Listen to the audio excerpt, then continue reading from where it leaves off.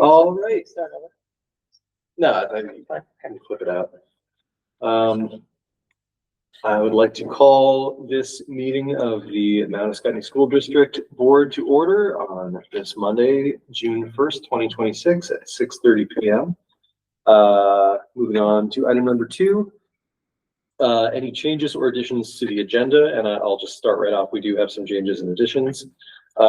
First off, we are going to move item F under items for discussion up to the item A. So the top of that is our staff requests leave without pay. We are going to insert a discussion of 955 and yield bill between discussion and role of BAC and EQS in the educational reform bill. And then we have a resignation to add to the end of the discussion. I think I got everything there, yeah? I think we did. Any other changes or additions? I don't know if this is a change or an addition, but during the ABS roof, I'd like to talk about before all the teachers scatter, cleaning around the building in preparation of construction, if it's going to happen. Okay, yeah, I think we can just consider that as part of that conversation. Any other changes or additions? All right, hearing none. Let's move on to the approval of the minutes from May 4th, 2026. So I will take a motion to approve those minutes. So moved. Second. All right, thank you. Any discussion?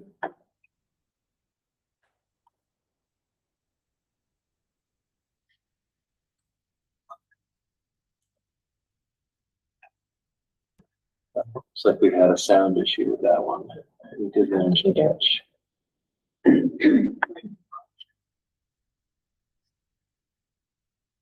Okay, no, it's all good. All right, hearing no discussion, I will take a voice vote. All those in favor, please say aye. Aye. Aye. Yeah. And I'm an aye as well. Any opposed? Abstentions? All right. I abstain. Oh, yep, Amy abstains. Thank This you. is Amy. I abstain. Thanks. Yep, thanks, Amy. All right, so the minutes from May 4th, 2026 are adopted. Stand, excellent. Okay. Number 4, public comment on non-agenda items or announcements. I have announcements. Waiting for you.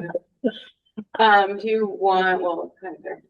I just wanted to publicly congratulate Kim Gogan. She was chosen as the RBCC Early College Advocate of the Year. She got to go to the ceremony at New Hampshire State House. I'm sure as you all know, that is well deserved. Christine joined I her. went with her. Yeah, I did. I drove her, chaperone, all that. And then I wanted to highlight senior Tatum Flanagan for 2 reasons. One, she was working towards her Girl Scout Gold Award, and she researched the grieving process and how children are often left out of that. They're called resilient, and they should just get anything. So she actually put together a training, and it was an hour-long professional development on how to help grieving families and children. And part 2, why I wanted to highlight her, she was recently announced as the Laura McNaughton Scholarship winner, and that's just such a special scholarship because a lot of it revolves around your community service. And Tatum was just recently awarded that, so I wanted to highlight her at this meeting. Oh, wow, awesome. Yeah. That really is profound, actually. Thank you, Kate. And thank you, Tatum. Really amazing work. Yeah, congratulations. Any other public comment or announcements? I went to the ABS spring concert, and it was very impressive. And so I just want to point that out, that the entire staff and the music teacher is a huge asset. And so want to have a shout out. The students did a great job, especially the last tune. Yeah, crazy train. Thanks, Bill. I'd like to shout out the band and choir, the middle school, the whole SU middle school choirs and bands were able to participate in Six Flags Music in the Parks. And our middle school band across the SU was able to receive a superior rating with a score of 93. They did not give us the info on how they compared to other groups, but that was their score and their rating for the day. And the middle school choir received an excellent rating of 83. They had a great day at Six Flags and got to perform and get feedback on their performance. Very cool. Thank you. I'll throw some more kudos out there. A couple weeks ago, I got to the privilege of being able to volunteer at the baked bean supper over in baked bean and more supper. I want to clarify over in West Windsor with Liz and Elizabeth and a bunch of other community members. And the event itself is so much fun. I can't believe it took until this year for me to go. I want to go every year now and volunteer. But also it's another one of those events where our middle schoolers from ABS do and actually some grade schoolers too. Do such an amazing job supporting that event. I mean, they were serving, they were, helping do every aspect of the process. So just another great way that we're getting the kids involved in the community and doing some great events. And I have to say that I heard so many comments about how you came in as a stranger and were only a stranger for 1 minute. And you were so friendly and capable and willing to help with anything that people who were there are really grateful for. All of the roles that you took on that night. Right on. Well, thank you. It's always nice to hear. It's easy to kind of blend in when you're having so much fun. I really got a kick out of that. It's amazing, isn't it? Yeah. Such a good time. All right. Any other public comment announcements? All right.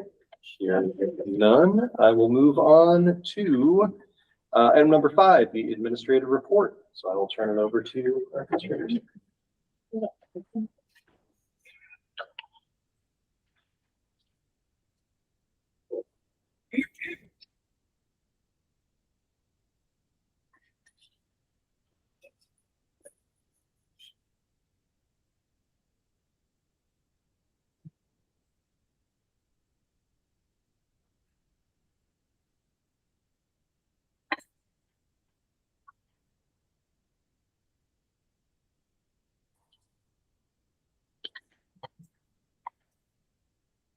There we go. All right, who's starting off? Tracy? All right. So tonight, the admin report is our spring data.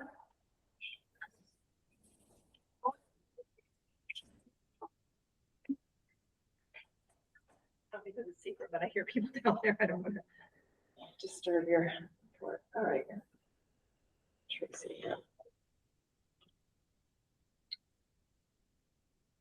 Sorry, it's advancing on my screen, but not yours. Give me a second. Okay. Ready? I'm ready. Okay. I'm not standing because I'm presenting. I'm standing because I cannot sit anymore today. So Dibbles, we have some great Dibbles data to share with you. Not just this is from, Act 139 pushed us into this. And I guess thank you, Act 139, because this progress is incredible.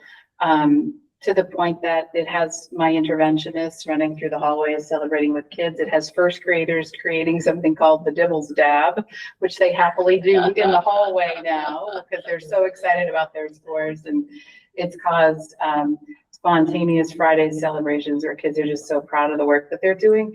I've been pretty open about I don't like this report because it lumps together our below our red and our yellows, right? And so it doesn't pull it apart and it lumps together our blue and our greens. And so I pulled them apart because I needed you to know how much, this is good, but I need you to know how much better it really is. So what you don't see from this data is that there were 9 additional students that moved out of the red and into the yellow. And they're captured in that red bar still, right? But they moved out of red and into yellow. So there's 9 more shift moves that you don't see in that data. Even in that, there are 4 kindergarten students that moved, 3 first grade students, 2 second grade students that moved out of there. Even more impressive, there were students that moved from red to green, red to blue, right? Like students that just, they're shown in that data, right? But it's just exceptional, the amount of work that interventionists, the classroom teachers are showing. It's incredible. And the best part of it is the students are so excited. They want to know their scores. They want to know how much they came up. And when you have that level of buy-in, I kind of can't wait to see big factors in this. It isn't just, it's the direct teaching that's happening in the classroom. It's the WIN structure and it's the amount of tutoring. So last year we started tutoring in January. This year we started in October, and we were able to access a lot more students through tutoring this year than last year. So I really look forward to showing you this data again next year and being able to pull it apart because the success is incredible. We now count our students that we'll be sending letters to on 2 bands, where before it was an incredible number of students that we were sending those letters out. So I'm very proud of the work that the staff, interventionist, classroom teachers, everybody is doing around this. And I joked with the staff last week, if you want to know what it takes to make a kid stay, it's 20 minutes before a long weekend and $18 in popsicles. That's all it takes to make these kids stay. And so we took some time to celebrate with them before vacation, and it was amazing. So I'm very proud of this work and the growth that the kids are showing. Right? Yeah, I don't know if I'm next. Yeah, so star reading, very different form of assessment. This one is, it's computerized. Our 3rd through 5th graders, there's growth. I'm not going to say there isn't growth, but I really can't wait to see when all this early work starts to hit our upper grades. I think that's when we're really going to see what this early intervention in science of reading teaching, how it translates up to our 3rd through 5th graders. So I'm not in any way downplaying the growth that we're seeing in STAR for 3 through 5. I just really look forward to the opportunity of when they start to see those benefits come up through the grades. They had also just taken BT caps. They had taken BT caps, STAR. but there's still growth, right? They still are working out. And what we did here was we identified which grade levels and which cohorts are struggling. The interventionists have targeted the skills that they're looking at, and we're ready to go in September with who those students are and what they need next. And this is where comprehension kicks in, and it's really hard to intervene in comprehension. That's a different skill than the phonics and the phonemic awareness that we're targeting with the younger grades. So in the 6th through 8th grade, when we do our data dives with the team and look at the data after they take the STAR test, we were really pleased with so much growth that we saw in individual students. I did want to break it out a little bit by 6th through 8th grade because there's a difference in the benchmark in winter. There are 3 points of data, fall, winter, and spring. And that difference from winter to spring becomes more difficult. And even though it looks as though, as a whole group, we went down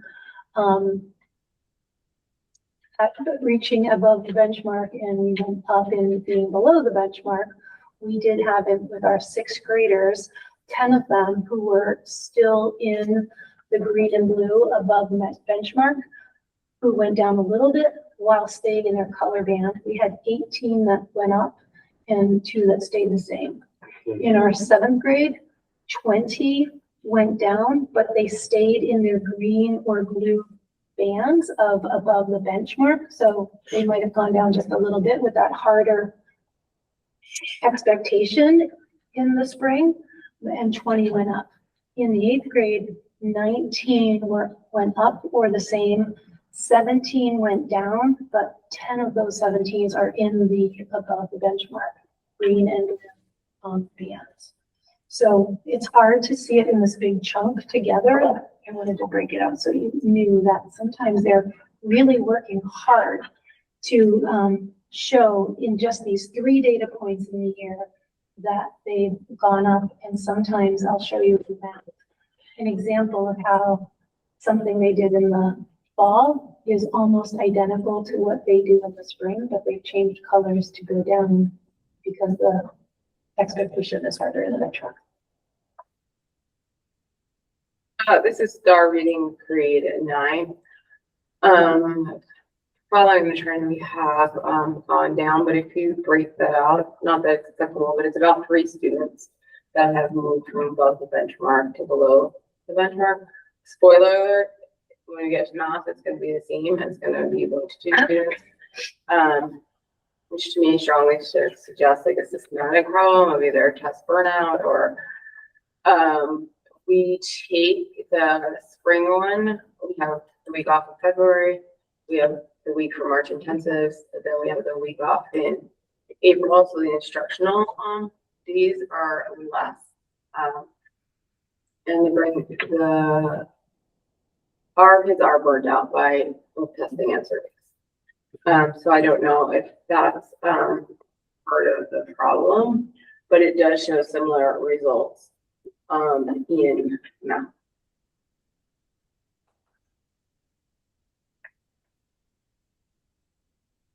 So you'll see this similar graph in elementary, middle, and high school. And Kate and Colleen and I were kind of digging deep into it. And a lot of it has to do with our starting points. That when I dig into the K-5 math scores and the benchmark between, the benchmark's lower in the spring, you see growth. And then in the winter, you're still seeing growth. Benchmark between winter and spring seems significantly different. And that's where we see this fall off. But when I dig into the data, if I look at grade 1 and I dig into the star results, I show a growth of 1.6 years. Like the first grade grew 1.6 years. Where they started from is our problem, right? That they didn't start from the beginning of first grade, right? They're starting from a red place. And so I need them all to grow more than 1 year in order for us to close this gap. Our second grade grew 1.4 years. If we only grew 1 year, we're not going to close our gaps.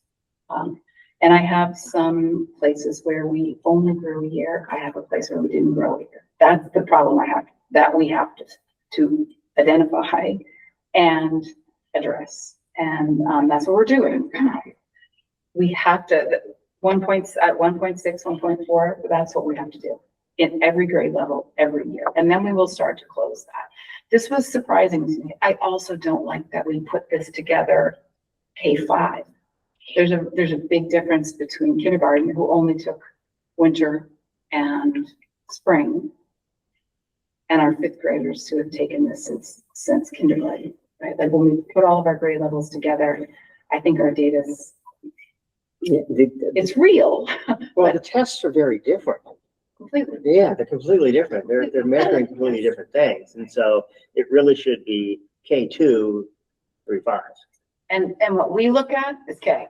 We don't even look at K. We look at students, right? So when we're digging into them, we look for trend lines. Yeah. We were just looking at trend lines of certain students, and we had some students that we were just looking at, and they didn't have a trend line because they have a really high spring, and then they have a drop off, and then they have 1 more. But as long as that winter and spring are growing, we're okay. We had other students that, even though they're in the red, their trend line is trending up. So we know we're heading in the right direction. So we can look at grade levels, we can look at classrooms and cohorts. When we put them all together, and we tend to do this even as a school, we put them together K-12. I mean, I don't know what kind of, we don't get instructional information from me when we put the data together K-12. So I just want you to know that's the dig in that we do when we get this data. And we could never sit here long enough to present all that to you. So I know we have to give you something more general, but that's what we take away from this and go to work to do with our teachers. When we look at it at first, Christine said, are you ready to talk about how it looks like we went down in math? And we said, yeah, we're ready to talk about that. This isn't the conversation that we have, right? When we talk with our interventionists and we talk our departments and our teachers, we go to look at classes and to look at the students and those trend lines for instruction. Forgive me, but when you're talking about trend lines, are you talking about the student following the student laterally? Like, do you look at how a student went from last year to this year and There's then one of whether these in they? here. Yeah. So one of the graphs that's going to come up from you is the same cohort over 2 years. Yeah. Yeah. Do you look at it over more than 2 years? I haven't. Well, I haven't in these graphs. We can look at it in, well, STAR, I think you just adopted last year. No, Did you I'm just go back to asking, STAR? I'm not asking you to present it to Yeah. us. I'm just wondering if you as a principal or you as a teacher follow whether a student is, making progress year over year or to what degree and whether they're, and then surmising what their potential might be or whatnot. Yes, definitely. The difficult part of STAR though, if for this matter, is that you can't explore more than 1 year at a time within the data visualization of STAR. I don't know if EduClimber has that ability. I've built Google Visits that can do that, but it's really complicated. It's tricky even in EduClimber. We tend to make our own graphs from the data. Yeah. But we are seeing a trend in talking about the data, looking at it, that our math scores across the SU in 3, 4, 5 is where we need to target some work next year. So, which is interesting. It's really helped us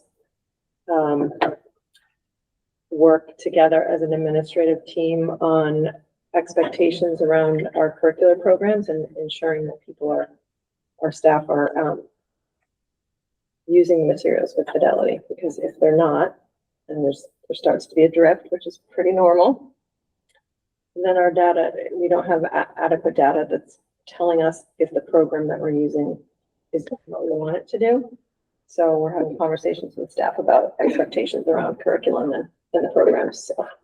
So the curriculum, just so that I'm not inferring the wrong thing, the curriculum teaches the test? The curriculum is aligned with standards and the test the standards. Yeah. So, but are they, well, I mean, I guess what I'm asking is, are they timed the same to coincide with the Not testing? always. Sometimes we have to do mapping and move things around. That's what I was wondering. Yeah, which the staff has worked on actually in grade level teams.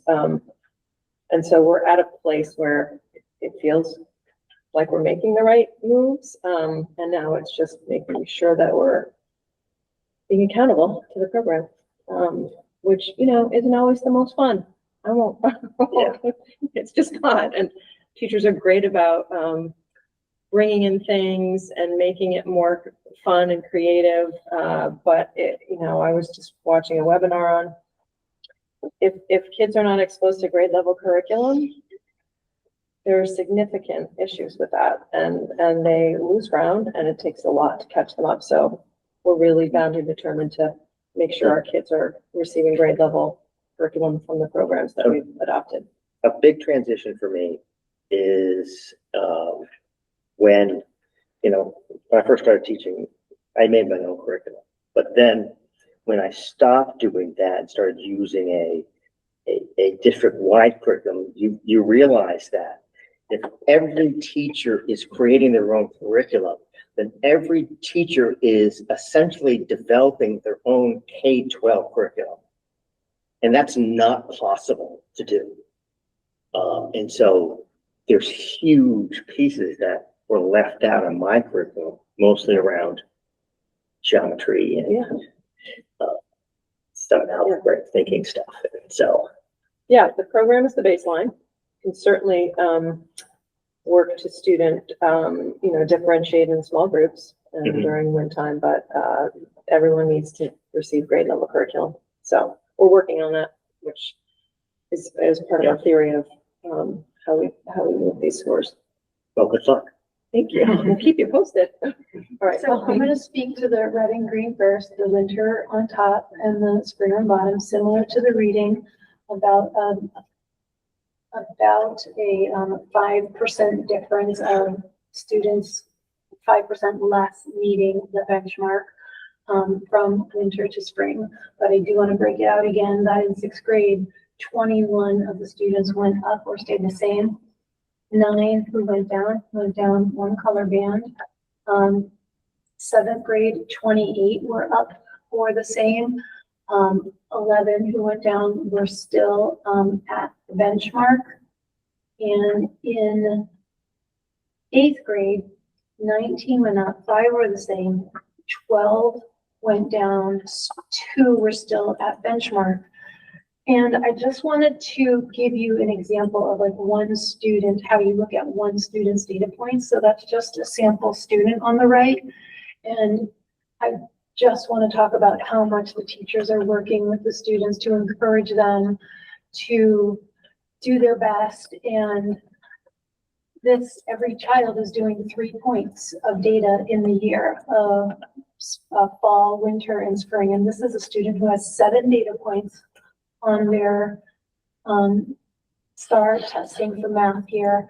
And in December, they had this blue meeting the benchmark, feeling really good moment, and then had all yellows after that. And then even in May, with the 3 vertical ones, their highest yellow is a little bit above their blue from December. So that is the showing of a student who is now below the benchmark in yellow, but their score is actually above where they were in blue in December.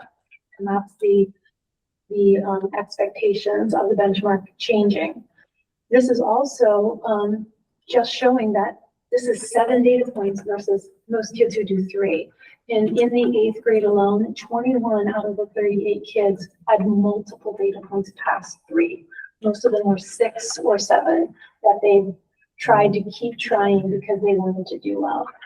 And I think in December, that data point was a time when kids are back in the fall, the kids are working on their wigs. They're getting ready for wanting to meet on the balls. And that was feeling really good. But I just wanted to show the rigor and the hard work that the kids are putting in. You also had some staffing issues. If you're going to get into that, Kate, with your math data. Yeah.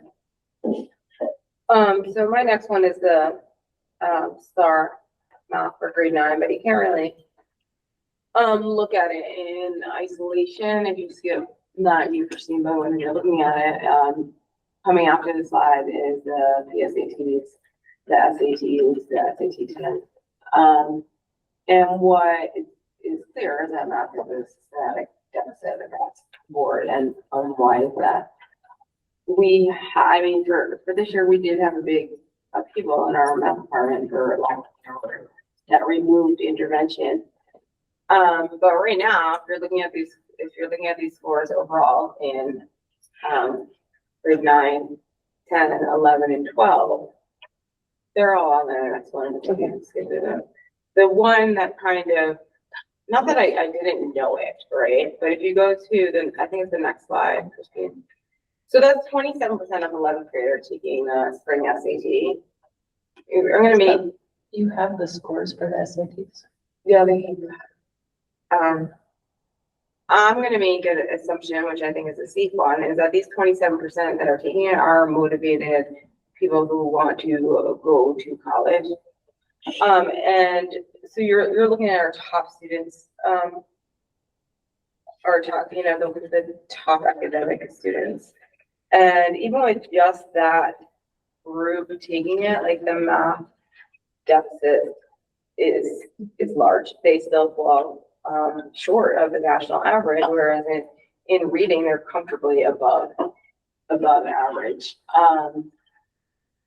And there has to be major changes across our whole system.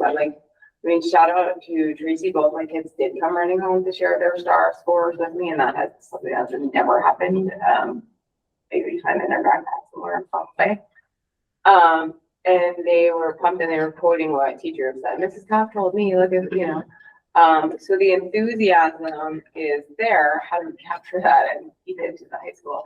I'm not quite so sure, but hitting on the points of, we have to make sure that it's being consistent across the grade levels.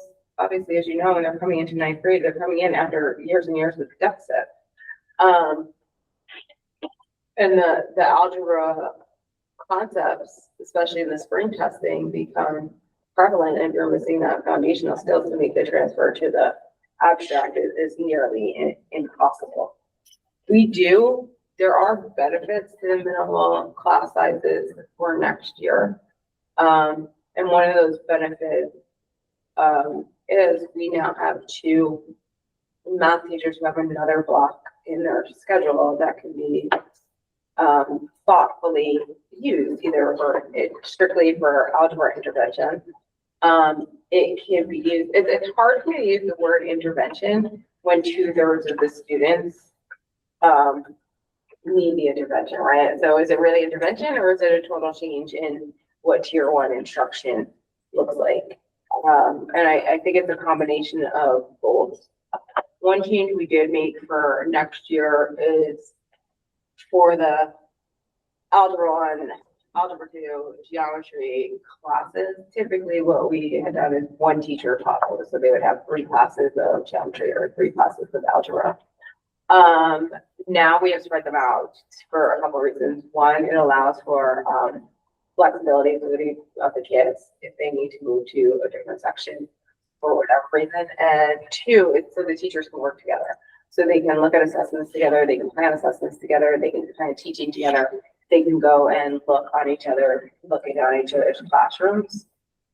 So those are just some of the things that we started with. I don't want to sound like a Debbie Downer, because it is accurate what Colleen and Kim said. The kids are working hard, the teachers are working hard, and there is growth. It's just not enough. And how are we going to overcome it? How do we need to overhaul?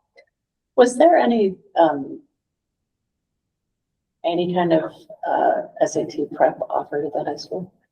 No. So I don't know if that's something that we want to, I mean, it's a philosophical thing to quote unquote teach to the test, right? Well, I mean, there's difference between that and teaching students what to expect. Agree. I agree with you. I mean, I had definitely prep classes. When I taught 4th grade, I just did the practice test every day. So do we want to utilize, that block that the math teachers have for something like test prep, what to expect? And how do we get the buy-in that the elementary school kids have with taking the test? Because we are requiring everyone to take the PSATs next year, and there's going to be a 20% of the population who already have a plan that does not involve college that are going to say, this isn't for me, and not take it seriously. So how do we shift the attitude about it? How do we provide, I like calling it what to expect, hold on to that term, instead of test prep, and how do we switch the tier 1 instruction? Because that would go for both math and reading. So when, I'm not dismissing reading, but when we do get to the reading, both the SATs and SATs, we are comfortably above. We can always be comfortably above the benchmark, which kind of disproves the theory that we're struggling, as burnout, or we're struggling with this cohort of kids. Like, it's a math deficit, not impairment. Well, it's a national issue, of course, but one of the cautionary tales I would push out there is that tests like the SAT, the PSAT are great for institutional observation. Mhm. They're not instructionally, they're not, actionable assessments. No, their aptitude. Right. And so, getting students to care about them is difficult if they don't care about them. Mhm. And so if you can choose a test that is more targeted, for example, like the STAR, and students understand that this is going to affect possibly your free period, and what you're going to be doing in the next 2 weeks, then that might have some impact. I try to sell that for, say, the SAT, the VCAP, ninth grade. Yeah, I'd love for the high school administrator to say, okay, next year you have a block 5, and either you can sign up for these fun activities, but if you show needs here, you will have to be going to these math classes or science classes. The same thing with the 11th grade VTCAT. You're like, well, you're a senior next year. That means you can leave early unless you have big holes in your VTCAT science test. And so it's that sort of, at some point, the rubber has to hit the road, and the assessment has to impact them in an immediate way for them to care. Because they're so fixated, especially schools that do A, B, C, D grades. That's they're just focused on their GPA, or the number of credits they need, or so how is this affecting me? And for the most part, it's not. Mhm. And so moving that is difficult. How can parents get access to their kids' scores? Like These start. The SATs is, SAT start. the PSATs, the SATs, the stars, all of them, so that, because we don't necessarily know how. We've, as a parent, we've never seen the PSAT scores, and I'm just learning now that the SAT scores are out. so they come directly to you from the company? I can send out a reminder. I'm pretty sure you log in and get them, but I'm not positive. We, I'll find it out. yeah, but I mean, if there was a better way to share the information directly with parents, not through the students. It might help parents understand better where their student is. My assumption would be It goes out in our the school. reports. No, but it does, Report. it goes out in the reports so that we send out at conference time. I'm just checking what grade levels, because I know we do it in elementary. Elementary, we send out, K8, K8, we send out the reports at conference time. Right. with their, star scores, any behavior infractions that are major. The DIBELS And you send scores. those directly to the parents? The- Or you the send them parent- through the student? Nope, they send them right home with them at conference time, that they take home a hard copy. SATs are It goes home different with because students they're if they like don't go to an conference. opt-in to a company Mhm. test, right? Like everything about the SAT is like the teachers are paid by the SAT company, and like we just happen to be a testing site, so you don't even have to take it at Howard, or you would take it at Harvard or Springfield or wherever. So usually all the communications with the SATs come directly from the SAT. But most schools, SIS systems, yours is Power School, has an assessment module in them. And so if you have your tech department upload them into your assessment module, those are then visible in the parent portal. That's what, I think that's what we do. this is, yeah. I think it's through Power School. I think I said EduClimber, but Yeah. I think that It's through Power School that they print them out. Yeah. we But, we just started that this year. but you could also have that done. I do it for STAR. I do it for, my high school registrar does it for SATs, PSATs. What advanced classes, AP scores go into the students' portal assessment tab. It can't be, that's super understood. It's a pain in my neck, but it's a lot of work to, you have to create the uploads and then you upload them, but the parent just clicks on the tab and they choose the year and then they choose the assessment and they see the scores in a very basic way. It's nothing fancy, but they're there.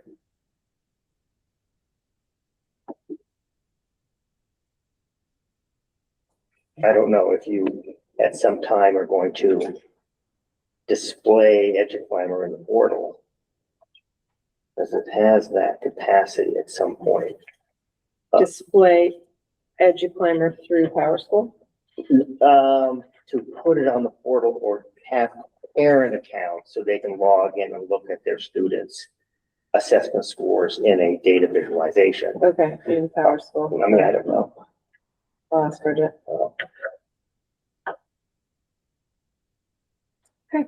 And just regarding the SATs, students who don't receive any kind of training on what to expect on the test start off with a 150-point deficit. So those scores might actually be much higher.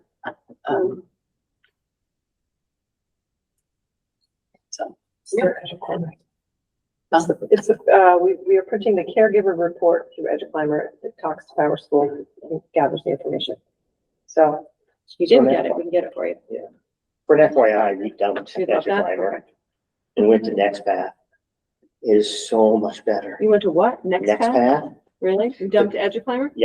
the people who created EduClimber and sold it, Okay. started a new company, and the MTSS portal on it, we're going full in on it. Maybe I can come check it out sometime. Okay. Because EduClimber's clunky. NextPath is so much Okay. better. Good to know. I set up EduClimber. Yep. Took me a year and it wasn't working. Mm. Went with NextPath. 2 months it was functional. Really? Well, I'd like to see that actually. This is worth checking out. Yeah. All right. Who's going? Oh, I forgot what we were doing, sorry. No, I apologize. No, that's what you, what is this? A comparison to free and reduced lunch. The whole building. It's the whole building, again, it's a car, and again, we're looking at a few students, and it's unchanged. But this data doesn't change a lot. Great, yeah. But just to add, like, when we say there is growth, there could be someone, either free reduced or on an IEP who might stay below the benchmark, but be showing growth in their color. In their color band. Yeah. And this growth is almost always slower too, right? Like that, this growth is always slow, almost always slow. I think your line graph visualization was very helpful on that, showing that students can be progressing in the right direction, but it wouldn't necessarily show Yeah. kind of a. And this is the same for math. Yep.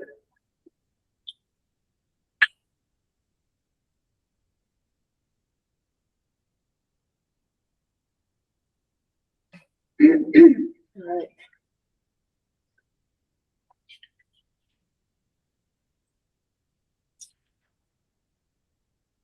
So this is some Similarly, K-12, yeah. I mean, a lot of the students who have an IEP are showing growth.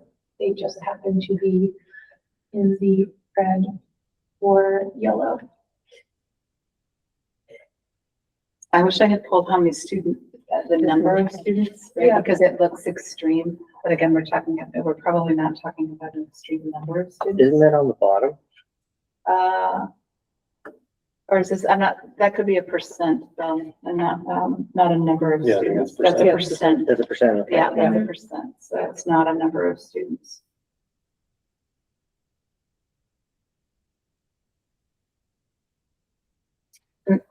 Elizabeth, this is the cohort one that we were talking about, right? So this is the same cohort of students from, my glasses on, we're from 3rd to 4th grade, so that, and how they grew. This is a reading from 3rd to 9th grade. So the first 2 bars are the third graders now fourth graders. And the fourth graders now fifth graders. Fifth graders now sixth graders. So this is where we can start to see where we have, and interesting, where we have transitions, 8th to 9th, like where we have a transition. Sure. I don't know if that's a part of it. 5th to 6th is a nice growth year. Yeah.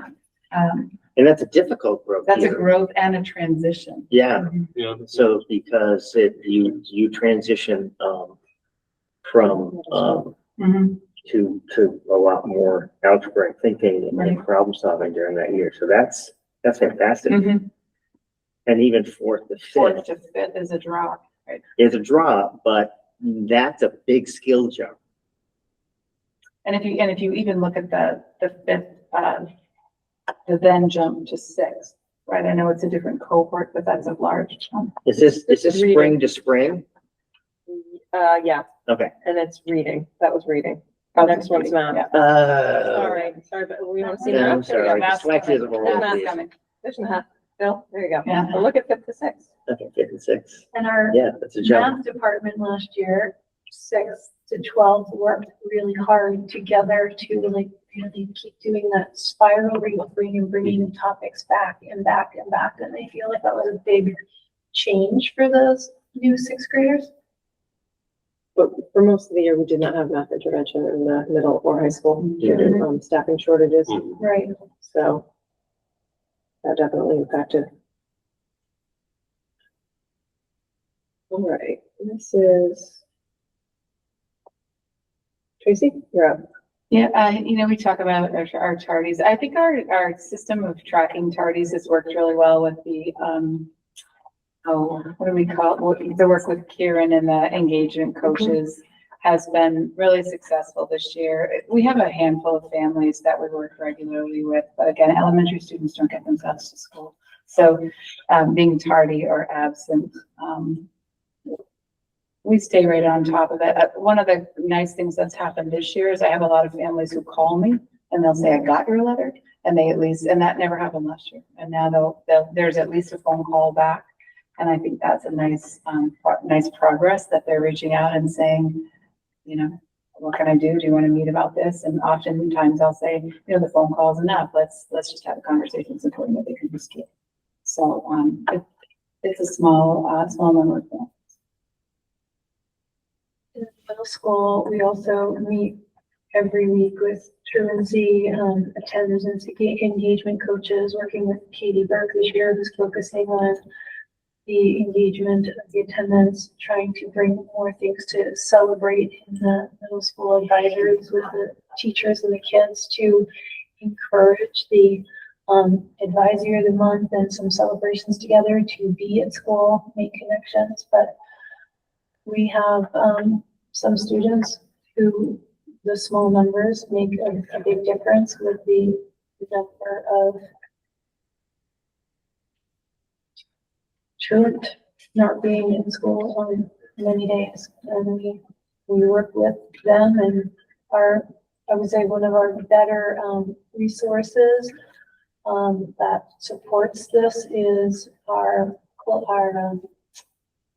coordinated service plans, where we get to meet with HCRS and DCF, and they can offer more services to the families to help support routines and things at home to get kids to school. So, And there's also, we just passed a bill that totally revises both, well, it was the truancy bill and it's no longer even called the truancy bill. And it totally revises what attendance, how attendance is defined, and it includes the causes for the actual causes for tardiness and missed school. Yeah. We did hit our goal though. We went from 80% to 90%. Yeah, Excellent. Great. Yeah. There you go. Tracy, up again. It's interesting, the graphs look exactly the same, but the numbers are not. So, in every area, in every month, in every area, we've decreased. It's interesting that the pattern stays the same, though across the year. even though the numbers are less, number of logs per month. I think. What's a log? The number of behavior, a log, as teachers fill out a behavior log when there are Okay. incidents during the day. I think what you don't see in this graph is the difference of how the building feels. The team that we have, our response team, and the number of, I'll say, radio calls or the calls for support, they have made a tremendous difference in the building. The teachers have done an incredible job of when we have minor events and communicating with families. That has changed the partnership with families about behaviors. It's so much more collaborative now.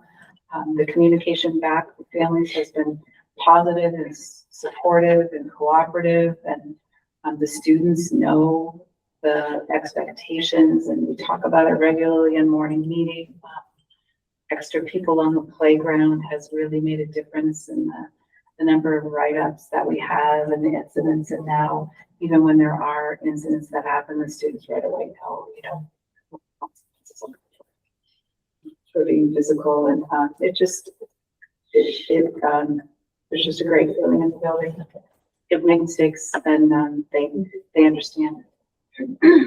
We'll help them through, and we'll teach them the things that they need to know to own their behavior and restore the practices. It feels great. Do you feel as though having the behavior matrix in place and having the sort of orientation towards it the students get at the behavior, like, understanding that cause and effect, and my actions will having it be a little more prescriptive? We've talked about how important it is to do that again next year. Yeah. I know when we've felt the rise, or when we've had the months that I get back into classrooms and revisit it, or when there are things going on, sort of grade levels, I go back into classrooms and talk to them again, just to remind them that absolutely, and even for the parents to say, here's the behavior matrix, we're following these guidelines. And I think you'll see for Kate and Colleen, it might look like there's a rise in behavior. It isn't. It's a rise in reporting the behaviors that are going on and the actions that we're all taking. And that's making a big difference. I think for the middle school, big difference in August also was a part of the teachers just being more aware, wanting to write up, wanting to be proactive and helping kids understand, and just like breaking down the different parts of the behavior matrix and different events and talking those through with the kids was helpful. But it seems like winter is a little bit quieter time for us in the building. Mm-hmm. The weather has a great impact on the school. Yeah. Behaviors. Yeah. Wait, can you go back for just a second? Sure. Sorry. Middle school? Are these going to be available online so that we can look at? I can't see very well, so that we can look at them later. Yeah. Thank you. Yeah. There's high school. You want to say anything? Yeah, it is an increase in reporting. And I would say if you were able to dive deeper into it, it's a small percentage of repeat behaviors. We have made a hire for the planning group for next year, which that losing that position was before that was in the first wave before the first half of the year. Really was not helpful with our behavior. So I'm excited about that position next year and what that can do to help, as well as we're revamping SWARM. And I am super excited about that. And I think that'll have a great impact on the cultural behavior. And a lot of the students are really excited about taking part in what that looks like.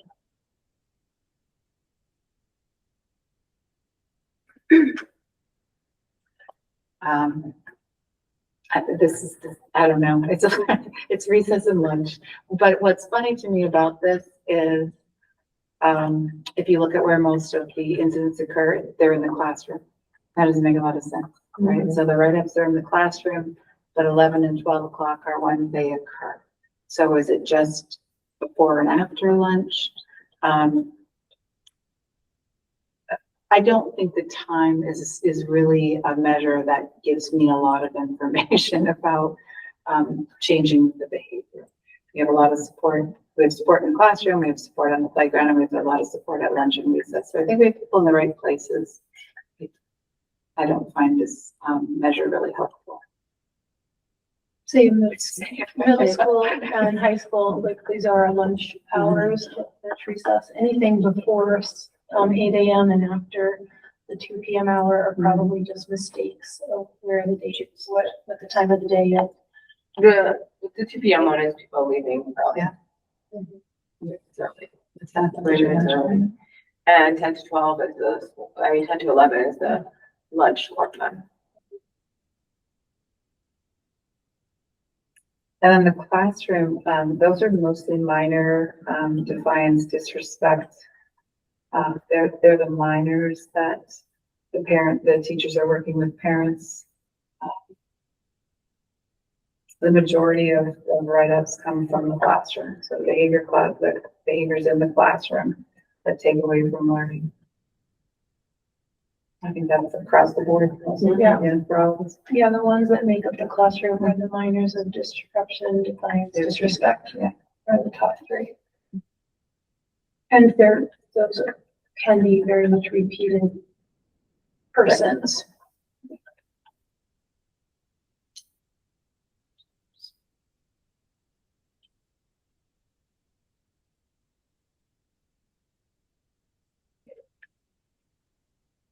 I just emailed Lori to have it in the board portal. She can look at it. Thank you. All right, Jennifer, you're up. Hi, everybody. Thank you. I know it's been a long discussion already. I think what our colleagues have shared already is the idea of thinking about the difference between large aggregate data and things that have to do with small data. And even like ABS is super small, but Windsor itself as a conglomerate is still pretty small. So thinking about the difference of differentiation versus modification, as well as things like suppressing and blurring information, particularly for Albert Bridge when any numbers are under 10 versus combining. I know Tracy mentioned like K through 5 is something hard to talk about and doesn't necessarily always make sense, but let's share what we do have.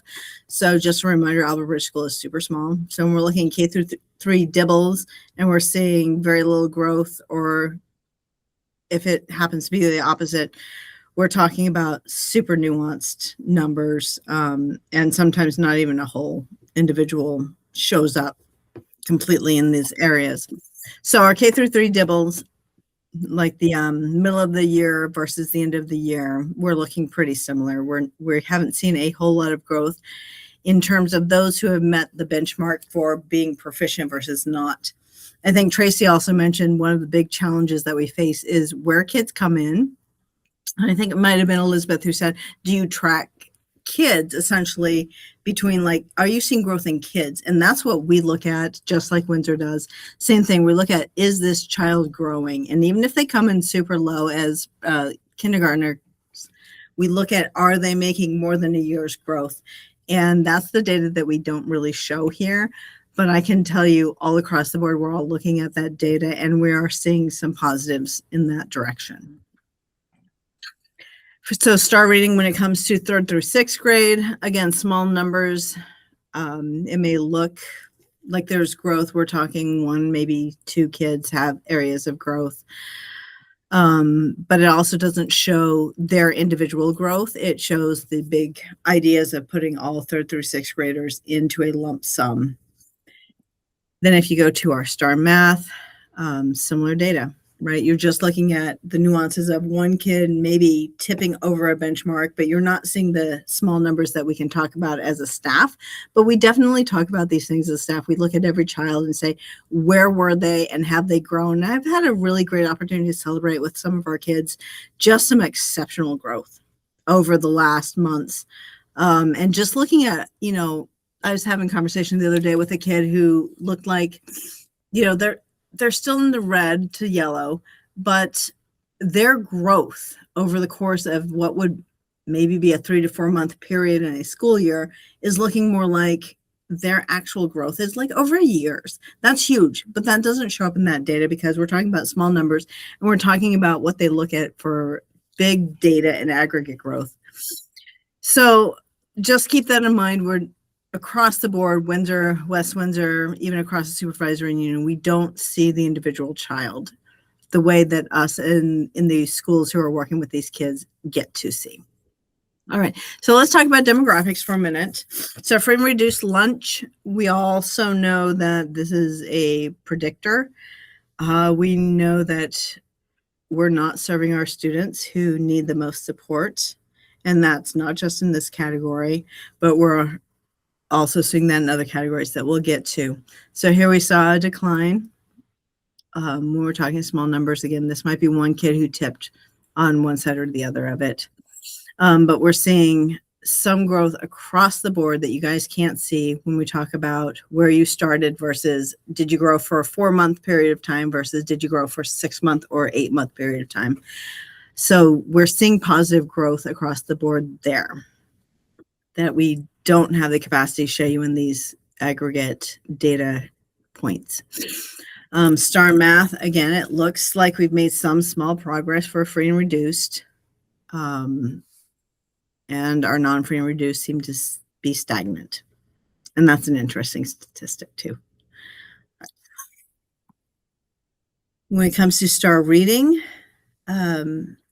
students with individualized education plans, this is a big category for us right now in general. We're finding ways to work with them. One of the things I can share is that our current approach that we are using, which is using an Orrin Gillingham for those who are struggling, is showing exceptional progress. It's also highly intensive. So it requires extra time and resources by the individual to make that growth happen, but it's happening. And I'm happy to sit and talk about individual growth with parents or as a group. Sorry, Coco's here with me. We're having our sleepover tonight for 6th graders and Coco's hanging out. She just heard something. But I do want to stress that it is working. It takes a lot of time. It takes a lot of skilled resources to look at the data, to work with the kids. And it's a daily thing for kids, even if they are on a moderate level of need. They need the daily dose so they can build that foundation. Tracy talks about that really well, is you have to have that foundation in order for them to succeed later on. So same thing with math. We're seeing some really good progress this year. Actually, it's the first year since I have been a principal that every 6th grader is in the blue or green. It is the first time in 13 years I've had every 6th grade in blue or green. It's remarkable, even though some of them are perhaps in a category of free and reduced or IEP, and multiple of them might be in both categories. But I think the approach that you guys have supported when it comes to kids being met where they are is showing some serious growth and impact. And I think the work with Bridget, who has helped us really think differently about our math, has been instrumental in making sure that these kids get what they need at the level they need it, rather than just like, what grade do you fit into? It's more about, where are you? And that's really powerful when we talk about things like All Learners Network and illustrative math to help supplement the curriculum that we already have. So time over time, we're seeing growth in most areas. So our 3rd to 4th graders and our 5th to 6th graders, excuse me, there's some growth there, which is really hopeful. And this is more than one student when you look at the data, which is good. We know we have some work still to do to make sure all of those kids grow even more to be able to meet the needs of middle school. Similar with math, we see growth year to year, and maybe not as much growth as these kids need ultimately. At the same time, I think we've got a really strong system of meeting kids where they are with our flexible math and flexible reading programs that we're trying to work through with our multi-age work. All right, so when it comes to things like tardy absences, we have fairly good numbers. We still have some families that we're supporting And as was already mentioned, when we talk about small numbers, we're talking about unique situations. And we're working with our families on that. We're working with our teams, whether it's a medical thing or something that has more to do with family needs or school challenges. We're working very diligently to work through that. All right. So when it comes to our average logs, we're kind of flowing sort of at an average now that we've gotten through the year. And when we look at our, I mean, we're talking about 1.43 daily average logs. We're talking about a couple of kids who need support on a fairly consistent basis. This isn't a big issue in terms of systems. It's a big issue in terms of a human being who needs lots of support. And we know that, and we've got an amazing team surrounding us with our special education department, our tardy and absentee group. We've just got a great team helping us with those few kids who are really struggling to show up regularly. Time of day, just like everybody else, midday is hard for all kids. They're tired, they're worn out, they've gotten through their hardcore academics for most of them. And then we get to a little bit of freedom where life can be harder for some of them as well. So midday is still something we have created extra supports around lunch and recess time. And we'll see how that impacts things going into next year as we adjust. So location, this is a slide that we're going to revamp. So let's just go on because 178 for classroom doesn't make sense. But we do know that things like disrespect is something we need more data on. What does that mean by person who reports it? Disruption is pretty easy to document, but not necessarily consistent across the board, because what one teacher might see as a disruption, another might be able to move through. So we're still looking at normalizing that. And if we go to, is that the last subtype? I think that might be our last subtype, yeah? Yeah, that's the last subtype. Yeah, so perfect. Thank you. So the big overall idea is that we're small, all of us are small, and we're working to normalize what it means in all these areas. And I believe across the board, we're all working to look at students, the curricula itself, as well as the implementation of the curriculum. So thank you all. Thanks, Jennifer. Thank you, Jen. Thank you. All right, for the administrative report, thank you very much for keeping us up to date here. So we are on to item 6, which is items for discussion, followed by motions if needed. And we are starting with the staff request for leave without pay. So as I say, we have the letter here, but I know you're the person too, so if you wanted to just kind of fill us in.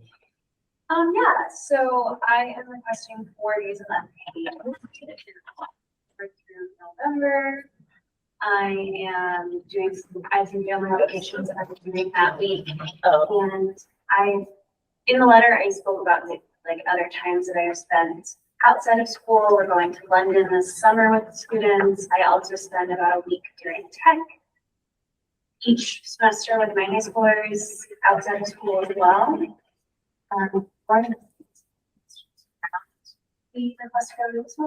Sure. And I'll just fill in if folks haven't had a chance to see the letter, and I can pass it around too. But we're talking about October 24th through November 3rd. So yeah. Do you get a chance to see this digitally, or Yes. anybody else wants to play I've it? seen it. Okay. So I will.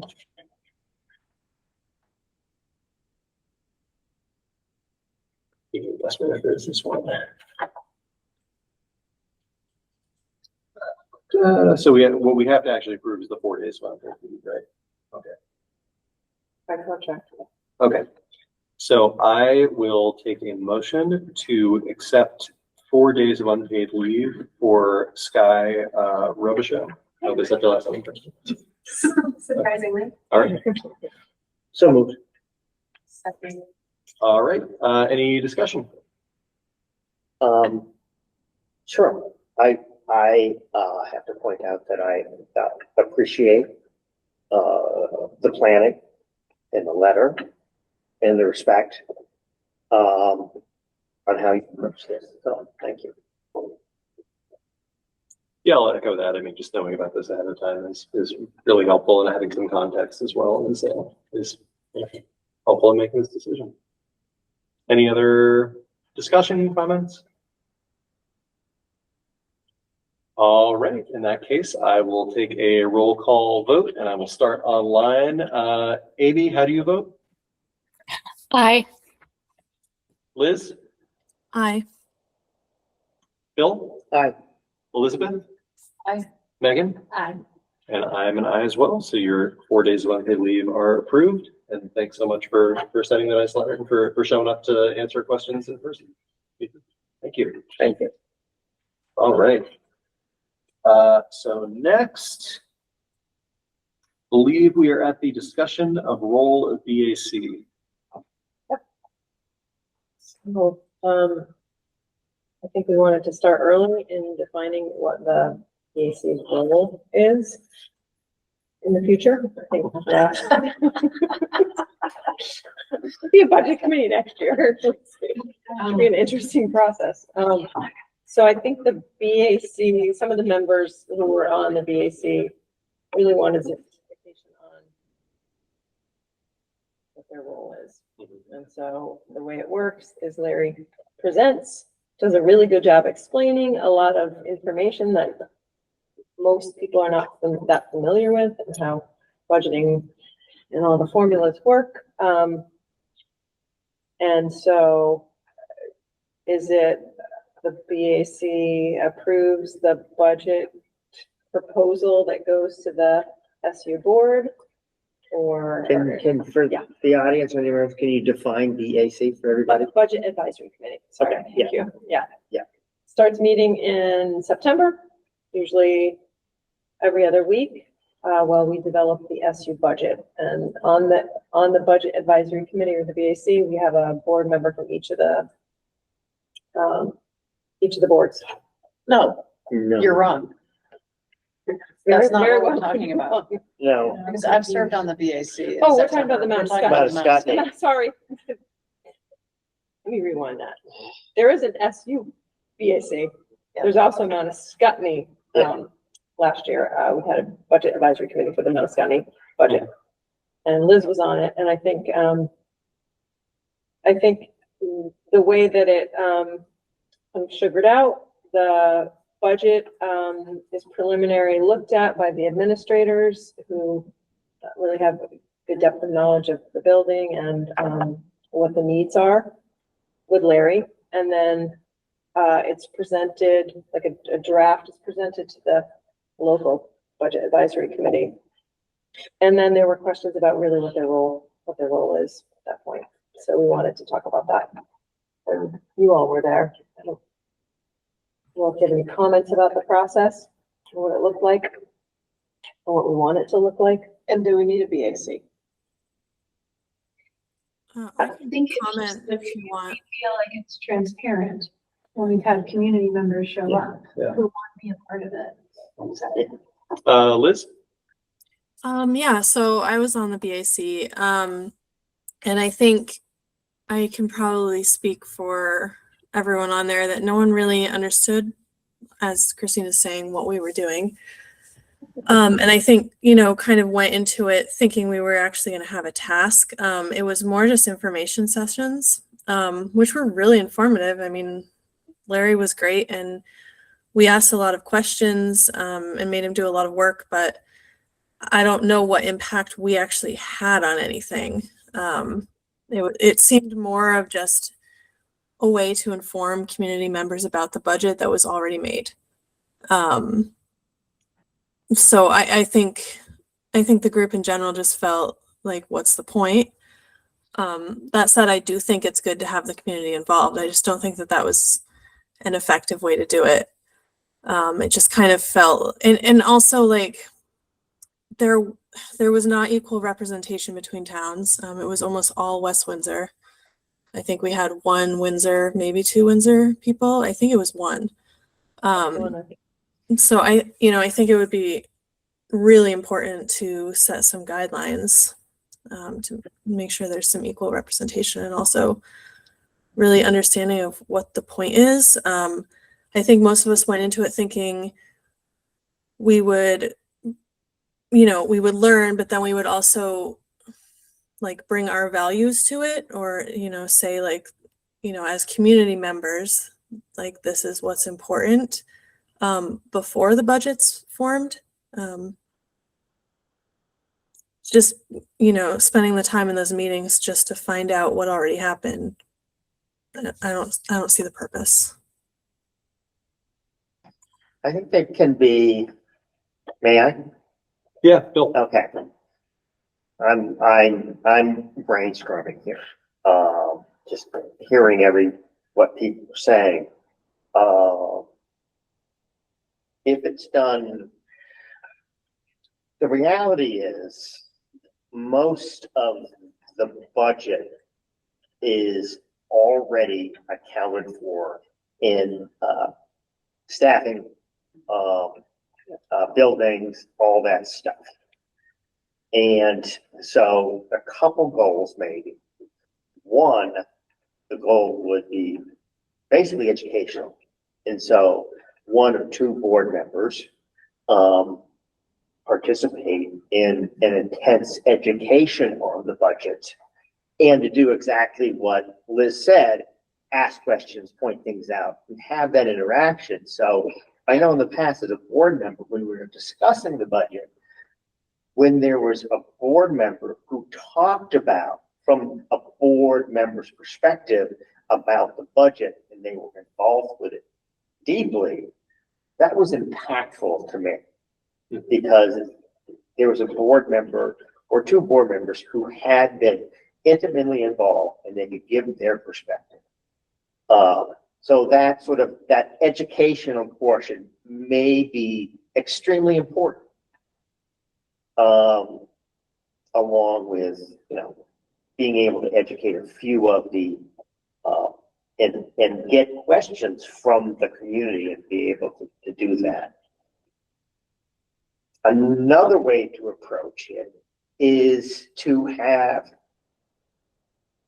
Larry and the principals come up with a general plan of what basically has to be done, and then have, I don't want to call it discretionary spending, because I know there really isn't any discretionary spending, but to be able to have directions that the principals, a board member, this committee can then discuss, especially around, intervention. Where do we want to go with intervention? Where can we go with the spending of it? How can this be, and then have that particular group have that discussion. So that may be, along with, of course, having a board member or two be highly educated on it. So when it comes time to vote, we have someone to do it. So that may be a different approach. The third approach could be that to plan an intense hour meeting for 3 times and have whoever wants to come and be educated by the administration and Larry, and ask the questions and get educated on it. I think Liz's point there about asking all those questions, I think is extremely important to have that involvement. At the same time, I absolutely agree with Liz that it really needs to be defined. What is the goal of this group? Sure. And I feel and always have felt it very strongly that the board should have goals for the district, and that and have defined values, and that the budget should reflect those goals and values. And if we can't say how the budget does reflect those goals and values, then it warrants discussion. And that's my feeling. I from the time that I started on this board, when it was a 3-person board.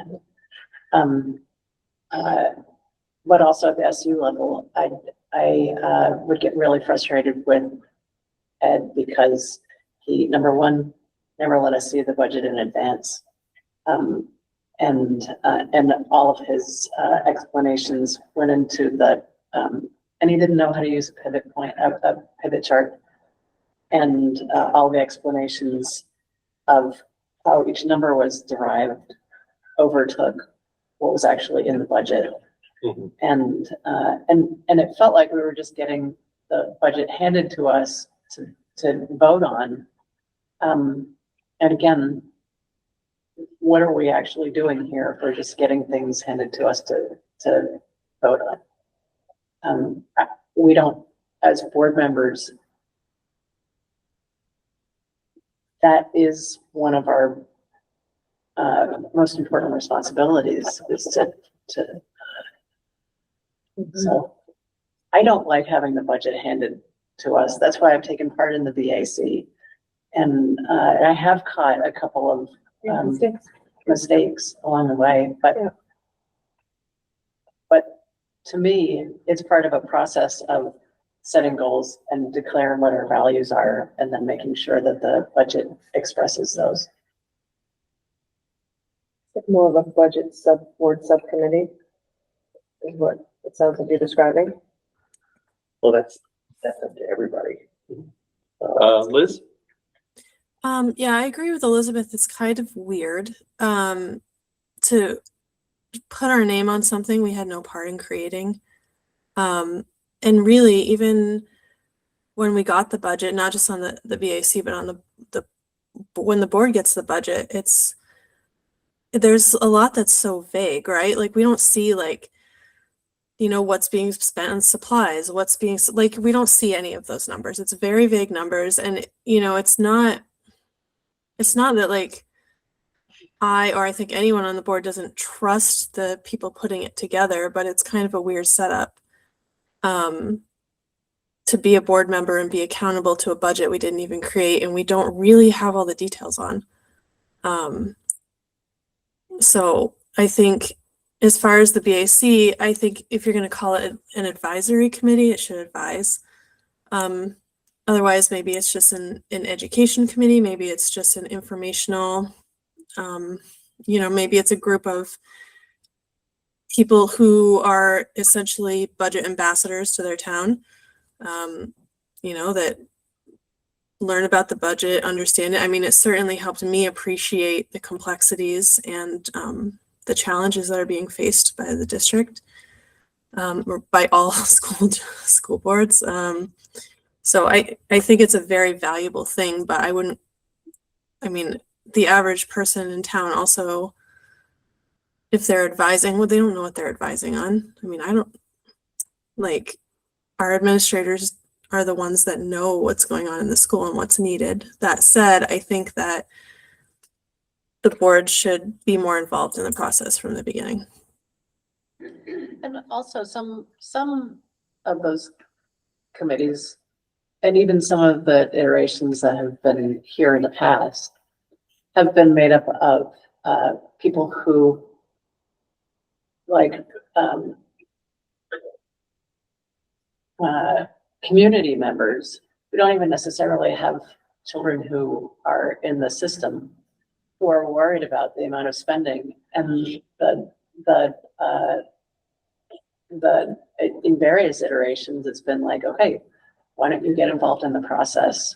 If you want us to make cuts, let us tell you what's in the budget and you can tell us what we should cut.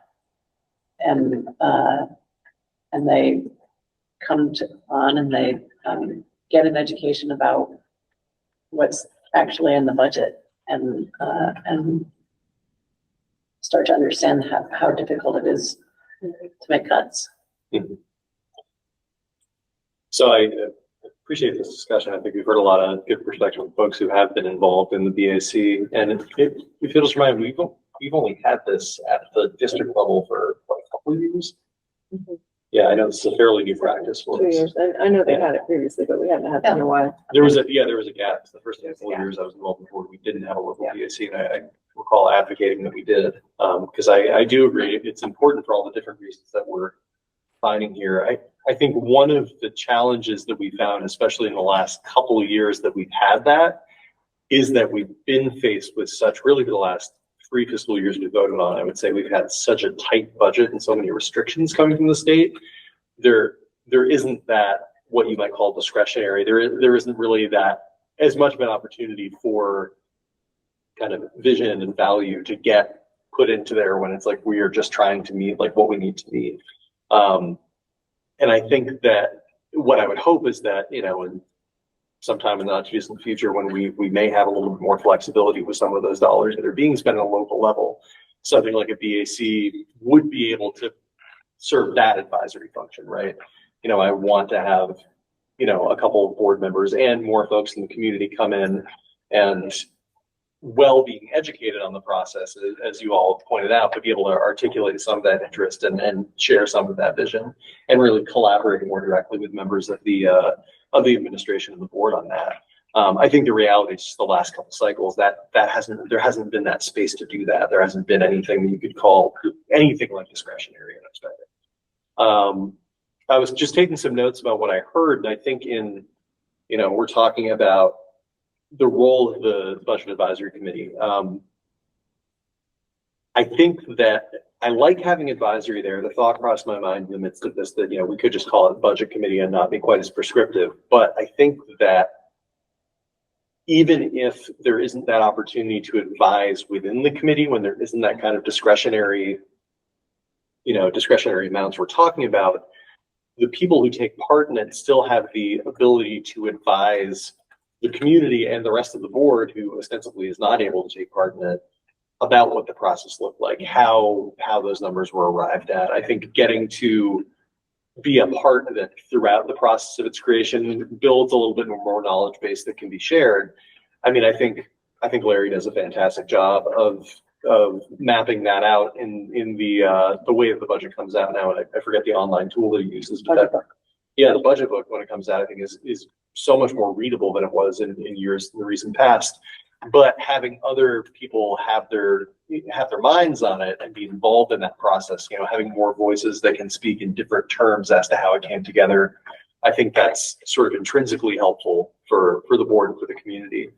And I also think that during the process, you know, this is where I wrote kind of reinforcing the integrity of the process via participation. As fantastic, you know, I have a great deal of trust in our administration, and there are folks in the central office to pull this together. But when you have other people involved in these kinds of processes, you get those good questions, you get that other perspective, you can catch things that might be missed even by people, sometimes in some instances, especially by people who are looking at this all the time, and are kind of swimming in that water. You get that outside perspective. So I think that's where I think that's part of the purpose, right? So reinforcing the integrity of the process via participation, education for board and community members. I think that's an incredibly important part of it. And then context or more voices during budget season. I think that's the output. And I think that it can be, you know, I don't want to harp too much more on this. I think I stated it earlier, but I think that when you watch, you know, I often watch the town's budget committee speaking, and that's a kind of budgeting where, you know, there's also, I mean, statewide in municipal and educational budgets, they're very tight right now, and there isn't as much discretion. I think the towns tend to have maybe a little bit more than schools do, even in this environment. So you get to hear a little bit more of that. And I think, you know, I think that's where maybe, to me, some of that desire to see more of that sort of like, well, we're making more decisions come in, but we're also contending with the reality of what the state's put in front of us. Yeah, but you're also, it's the obverse as well. So when you're talking about having the discretionary spending, that's the fun part, but it works the other way as well. About having, you know, having a shared understanding of, if we have to make cuts, what are we going to cut? Yeah, right, absolutely. And having other people thinking about that as well. Yeah, no, I mean, and I appreciate you pointing that out, Elizabeth. It wasn't saying that in a mutually exclusive way. It's valuable, I think, no matter whether you're dealing with a really great fund budget where you have all these excess resources, you get to make these decisions, or you're dealing with what we've had in the last several years, a really tight budget, and understanding more completely how and why it is and the kind of decisions that are made in that environment, I think is also valuable, even if you aren't doing the same, maybe the same flavor of advising on that. It's more advising when we get to that end part, when you're telling the rest of the board and the community, hey, this is the process that got us here, even if it was a really tight, fairly, prescribed process. Amy, I saw your hand up earlier. What I was thinking is that in the what Liz was saying, being told how the budget was created and not having a whole lot of say about what is in the budget, but learning what is in the budget. If it happened to be that a particular year the budget didn't pass, it is the Budget Advisory Committee that can come in, and since they have had the education talking with Larry, they would have a better understanding of what was put into the budget, and then would be able to hopefully articulate, okay, we need to make some cuts here, or whatever it was that why a budget didn't pass, what do we need to do? And I think that Budget Advisory Committee would be right there to help do that. Yeah, thank you, Amy. I appreciate that framing. I think that what I would say, maybe to sum up all of my thoughts, is that there's kind of two tiers or two types of advisory that come from the Budget Advisory Committee. And there's one that's always going to be there, and that's advising the board and community at budget season. And then, Amy, as you pointed out, if there are difficulties passing the budget, being additional advisement for the community and maybe even for the board as to why it may not have passed and like what the process looked like. That, regardless of what kind of budgetary environment you're dealing with, I think that's really important. I think the other kind of advising that goes into it, which is, I think there's more or less leeway depending on the type of fiscal environment, is that advising to the folks putting the budget together during the budget season. And I think that's also incredibly valuable, but I think we also have to acknowledge that there are years where it's really like, this is where things fall into place. There's not a whole lot of wiggle room, and ostensibly and hopefully there will be years where there is some of that ability to put those vision values into it and say, like, okay, we have this excess fund, we have this money that could go to X, Y, or Z, like, what do we want to do with it? And then have those kind of discussions. I think that initial advisory function is always going to be there, and I think that that's really maybe the most helpful framework for it. But I also I don't want to lose emphasis on that second one either. Any other discussion on that? Yeah, I think that's why I didn't like the word discretionary spending. Sometimes I think as we move forward, the discussions that are going to happen is prioritizing what we don't want to cut, as opposed to what we necessarily want to spend. Right. Yeah. Which is what happened this year. And that's important. Yeah. That's important advising that can happen in that committee as well, is when we are thinking about that and talking to administrators with, a couple of board members, but here include community members too. I appreciate you bringing that up. That's also part of it. What's really important though, for this group, however we want to rename it to the Budget Advisory Review, which I love that acronym better. I've lost my train of thought. We need to be able to rely on the state to inform us in a timely way about what our situation is, which is understandable why in the last couple of years having this discussion has been so frustrating, the fact that Yep. we didn't know, well, this meeting, they didn't know what sort of budget we had. And I would say even having more community members involved in that, hey, maybe we call it Budget Advisory and Review Committee, BARC, right? Yeah. That's cool. Having community members involved in those discussions early on and really getting that first person understanding of like, oh, like we don't know what the state numbers are. Like this week it says they might be this week it says it might be that.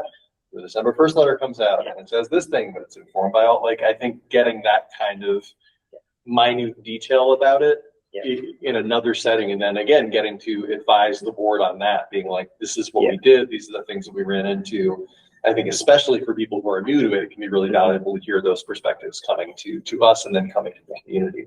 We can also shift the responsibility of this group to create some sort of flow chart that if we have this amount of money, what are we going to do? We have this amount of money, what are we going to do? Sort of the input output, so that when it comes down to when we know, it's not just Larry saying, hey, we can always cut X, Y, Z. Mm-hmm. To have some thought into it, put it beforehand. Yeah. Liz? Yeah, so Elizabeth raised a point that I don't want to get lost here. And I think, there's two different discussions to be had. One, which is, what we're having now about the role of the Budget Advisory Committee. But the point that she made is about the board's role in the budget. And I think that's a related conversation. Like, at what point does the board have, like, the six of us have the opportunity to say, this is a priority for us. If we can do it, we want to put more money into the arts program, or, we think this is a place that we would prioritize savings so that we could buff up this other program in our school, right? Like, at what point does the board get to share their values and have that taken into consideration in the budget process? Because I don't see that happening. As little say as the Budget Advisory Committee had, which was none, the board didn't have any either. Like, the board even had less. So I think that it's really important. Maybe that conversation is a separate one from this, but I think it is related, and I don't want her point there to get lost, because I agree with it. Yeah, and I appreciate you bringing that up again, Liz, and for bringing it up initially, Elizabeth. Is that something that we could potentially add to our retreat agenda? Because that, to me, that kind of work is very retreat kind of coded work. Coming up with, like, looking at, one of the things that we do is we look at our board values every year. Like, we do have a list of board values and kind of norms that we go through, and we reapprove them or edit them every year. I don't think it's a far cry to incorporate maybe a handful of points about budgeting, vision, values, priorities into that. I think that would be appropriate. And I think it would be appropriate to have this on the agenda flowing into the beginning of next year as well. Yeah. So and I appreciate that, Bill. I think maybe adding that to our retreat agenda and really having a good discussion, coming up with some budget, and it's just the way I think it's kind of vision, values, priorities, however that comes together for us. And then I think it would be nice, because we do have board members who are on the Budget Advisory Committee, building a little bit of time for some reporting out on that. So I mean, the reality is not every one of us is going to be able to go to one more meeting, pick up for 3 months and do that. But that's part of why we have liaisons to all sorts of boards, right? So I think using that liaison function and having it just handful of minutes during meetings to say, hey, this is what we've been talking about. Elizabeth? Just as a reminder, I'm not going to be able to make the retreat. And secondly, if there is such a discussion at the retreat, it must be marked in public. So you're aware. Mm-hmm.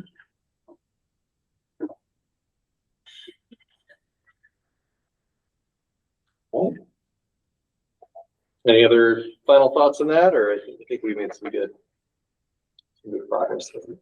I'm looking forward to having that conversation. All right, so we are moving on to 9:55. Oh, I skipped a 10. Yeah, and I'm gonna get in big trouble, so. Okay, so this is the tax anticipation notice. We all signed it last time, and then we didn't vote on it. So now we got to sign it again, and we actually have to vote on it this time. I think we have to vote on it first You and vote then on sign it. it. We vote on it, and then we sign it. I mean, we've been told not to date anything Correct. because it needs to be dated, and then Liz and Amy, Well, if You'll- you come in and. yeah, and Lori sign. will coordinate with you to Yeah. come by and sign. So I'm not going to put pen to paper yet, so we got to vote on it first. So what is the number that we're looking at? So moved. We've got to say the number. Hold your fire. I'm the change. Hold your horses. That's the amount that we can borrow if need be. Okay, so what's our best wording here? So, somebody needs to make a motion to authorize the borrowing of up to $2,721,862.92 in tax anticipation note for. Yep. Number 27? Okay. Yep. Make sure I said it right before I. Okay, I will take a motion to authorize the borrowing of up to $2,721,862.92 in the tax anticipation notice for FY27. So moved. Second. All right, great. Any discussion? All right, hearing none, I will, I'll just take a voice vote on this one. All those in favor, please say aye. Aye. Aye. Aye. And I am an aye as well. All those opposed? Abstentions? All right, that is adopted unanimously. Thank you, everyone. And now we can, You can sign now. now we may sign this. All right. It's just what, blue, right? Just blue, she sent the pen. And she's got notes here. Okay, I'm gonna let everyone else do this before me since I still gotta keep running stuff here. So take it over to this side of the table and You got it. then for folks online, Lori or State Christine, your name. you'll be reached out to. It'll happen. Yeah. Okay, so we got through 10, we got through BAC. We are now on to our discussion of Act 955 and the yield bill. So I will pass that over to our rep up in Montpelier, Elizabeth, to fill us in. Well, H 955 we've been following all along, and it did not change that much. They are advertising it as the rhetoric is that it was completed without forced mergers, without including forced mergers. Of course, the goal of it, one of the stated goals, is to move towards a foundation formula, which means that every district would receive a certain amount of, every student would receive a certain amount of money for their education. That would be weighted according to revised weights, which have not been yet devised or revised. They have been devised. They have not been revised. But that amount of money would go with any student to any school. So whether that's public or private or independent, it would be the same amount. And that amount would be settled at around, ultimately, between 110 and 112% annually. And 110 and 112% meaning 110 or 112% of last year's budget. So ultimately, districts that are able to spend 110 to 112, or whatever the foundation formula winds up being, on their students, would not have to vote on budgets. The role of the board would be how to spend that money, but the budgets would no longer be voted upon unless the board voted to spend more. And they would have so-called opportunity grants of up to 10% more than that. But the towns would have to vote on whether that was a possibility.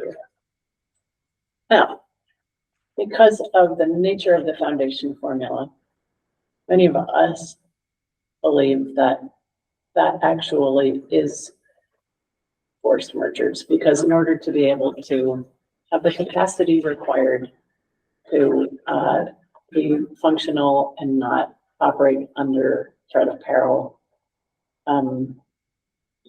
would require. And so it allows for the CSAs, which are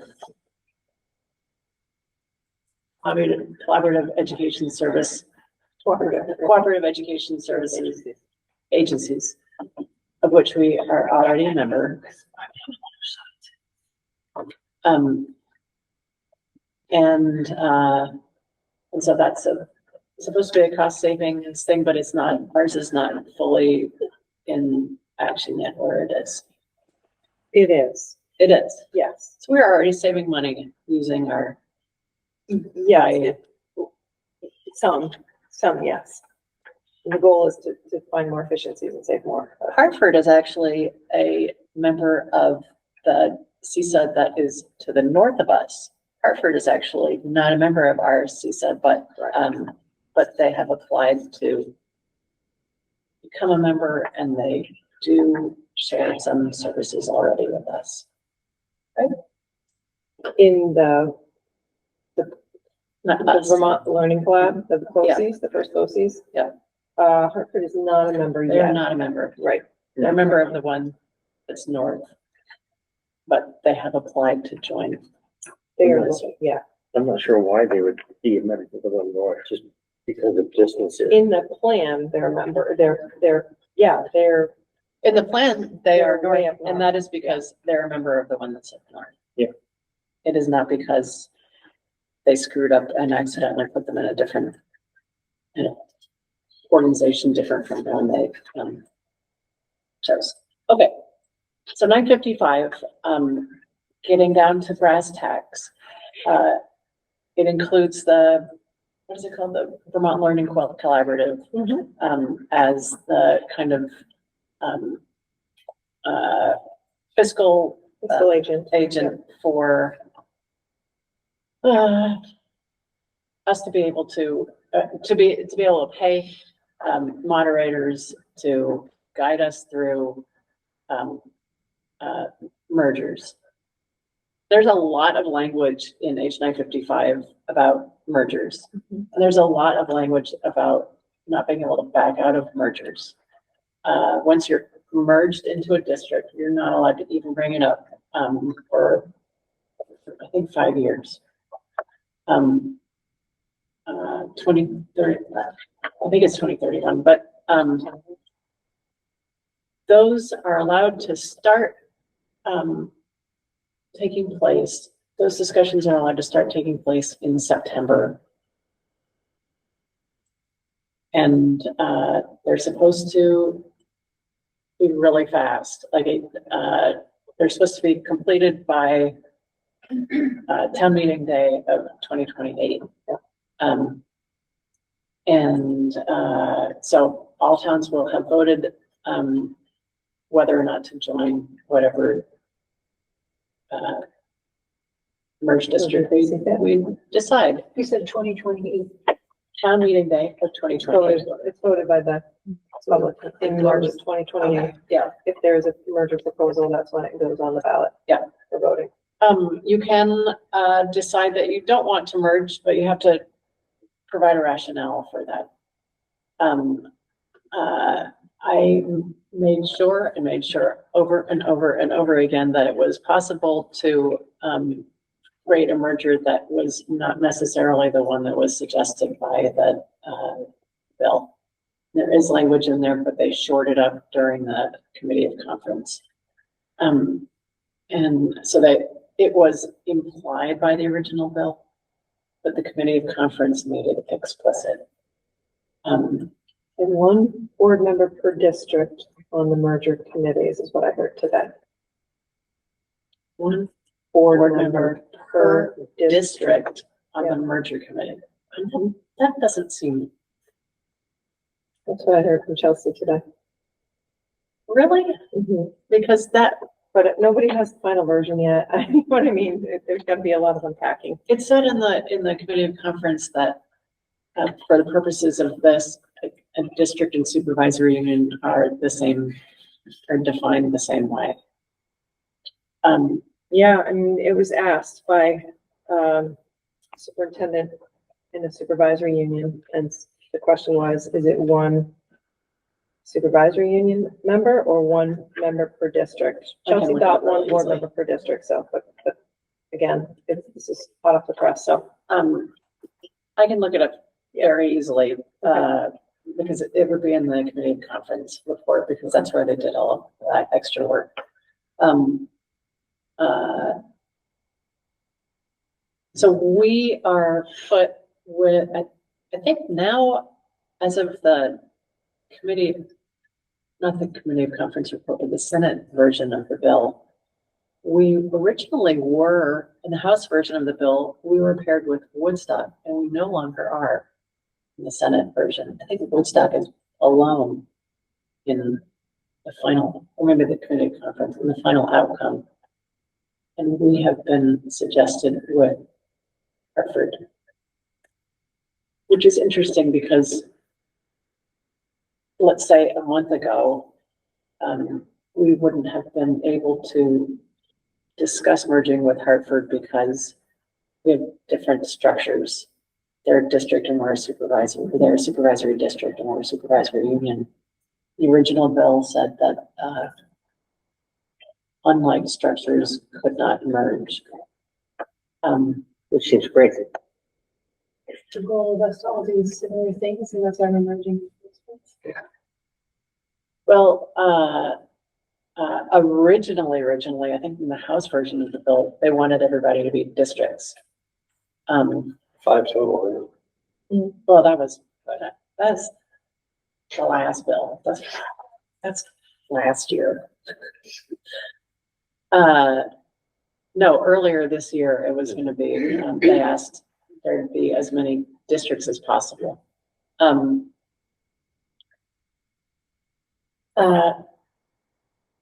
describing all of this first because we then have the yield bill, which is really hard. It sets spending currently at 115.5% higher than last year. Last year's limit was 118%. And so it doesn't sound like 3% is that big a difference, but it actually really is. And it is there are eight of the 10 districts in our state that would be most gravely impacted by this are in the Upper Valley. And they're all adjacent to each other. And in fact, the penalty is no less than 10 times penalties in the rest of the state for our area. In Woodstock, in the projections, based on this year's budget, Woodstock's penalty would be $1.2 million. For us, I believe it is now at 115.5%. I think it's like 800,000. 800,000 for Montesquieu. Yeah, and 1.2 million for Heartland. Yeah. And 311,000 for Weathersfield, but I think I think Thetford is also another one that is just horribly. but Mountain Views, I think, is not very much anymore. Well, Mountain View's, they were calculating it as something like $7 million because the bond was being calculated as part of student spending. 31,000. It's done to 31,000. Next thing on the bottom. Mountain View Elementary School District, 31,272. I think Hartford has a great I case. see that, because it was, Yeah. are you looking at Windsor County? Whatever they sent me today. But I'll just sort of brief pause here, just a little interjection for the good of the order. It's important to remember that last year at 115%, I think we were only able to That's where it either, is. I think we were able to squeak under, and that was only with reduction in force. Yes. Windsor Central. So if that number drops and Yeah. healthcare still increases Yeah. and other costs out of our control still increase, that's, So The wrong count, that 1.9 million, sorry. we pushed very, very, very hard to try to get there to be a way to appeal. And I was trying to get people to write letters to say, create a way for us to appeal so that we could look at whatever is causing these the extraordinary penalties in our area or the expenses in our area, however you want to frame it. Because there's obviously something going on here that we don't really understand. And it'd be great to be able to actually stop and look at it. They didn't even bring it up. I went back and watched all of the committee conference discussions and they didn't even bring it up. They have since said, well, we'll go back and revisit it in January, which we know will be too late. And so our 3 senators voted against it, if it matters to you. Our 3 senators voted against it. Everybody in our, everybody whose district would be affected by it, except for Charlie Kimball, voted against it. Charlie Kimball voted in favor of it.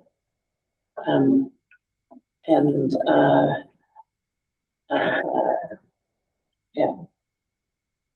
Well, he got what he wanted. What's that? He got what he wanted. The bond, which I think is gonna create an issue for legally for the state because it opens up a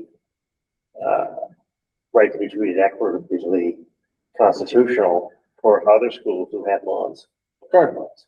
But also, the bond didn't exist unless the state separated it. The bond didn't actually exist unless the state separated it Right. from, and so had they not included, had they not done that, then we would have been able to have a merger discussion, which could have included, Right. been completely different. But they didn't do that. They went with the separation, and so their bond does exist. And so that regional high school aspect of discussions no longer exists. But it sets up the ability of any other school who wants to build a new school. If the legislature doesn't approve the separation, then that's not equitable. Yep. So let's just create ourselves. Let's have the state create a trap for itself. So anyway, the yield bill is something we need to be, speaking of budgeting. We do need to have a discussion about what we hold sacred. And what's required by law.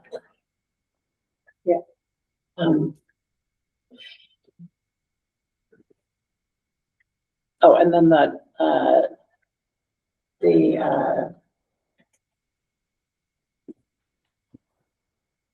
well, I guess I could share it at the SU board meeting, but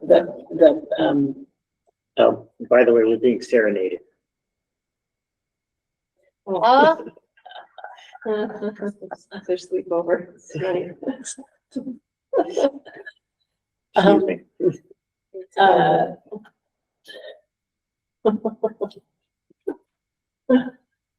The Agency of Education has come out with revised hazing, harassment, and bullying policy. And they plan to come out with prevention policy by the end of next month. They're trying to do it so that it will be finalized by August.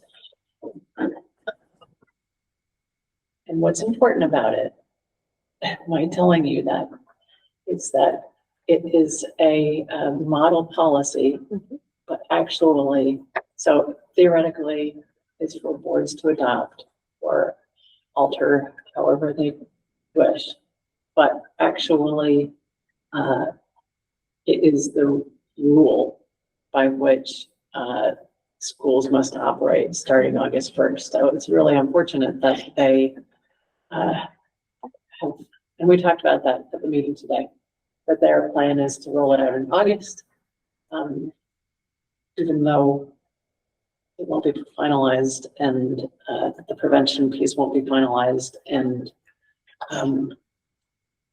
you won't necessarily be able to put it in the tools that they plan to develop to go along with it, which include plain language that's readable. That won't be developed until later.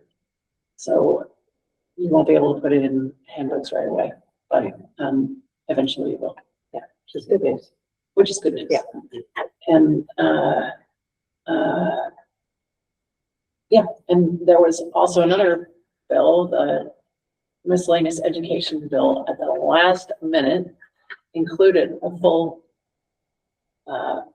revision of the hazing, harassment, and bullying advisory council. It added a bunch of new members, which actually are really great. And it changed their charge, and that should be signed into law. It must be signed into law in the next 5 days. So, yeah, that's it. I think that's it. Yeah, appreciate the updates, Elizabeth. And just to kind of summarize succinctly, I think maybe the two. No, and well, I appreciate that. Yeah, you've been there, so I think getting like the broad range of detail and some of the history of where this has come from and where it landed is really important. The two things that I want to point out, just make really clear for us and then for anybody who's watching this, and how we approach this going forward, is that functionally, and please feel free to cut and correct me if I'm misspeaking here, but my understanding is that we have in H955 a timeline that compels us to be operationalizing mergers by town meeting day 2028. Yes, and one more thing. Sure. Sorry, the class size implementation committee of the State Board of Education met today. And one of the things that came out of that was that somewhere in there,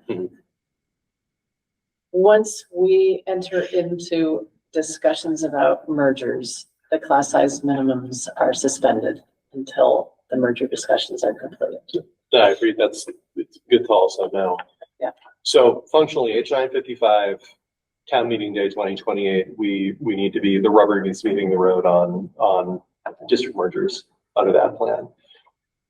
Running on another parallel rail, we have the yield bill, which is dropping the ceiling, an already low ceiling, even lower on us, with the excess spending threshold, which I, maybe somewhat flippantly will just call the spending threshold because there's nothing excess about it, in my opinion.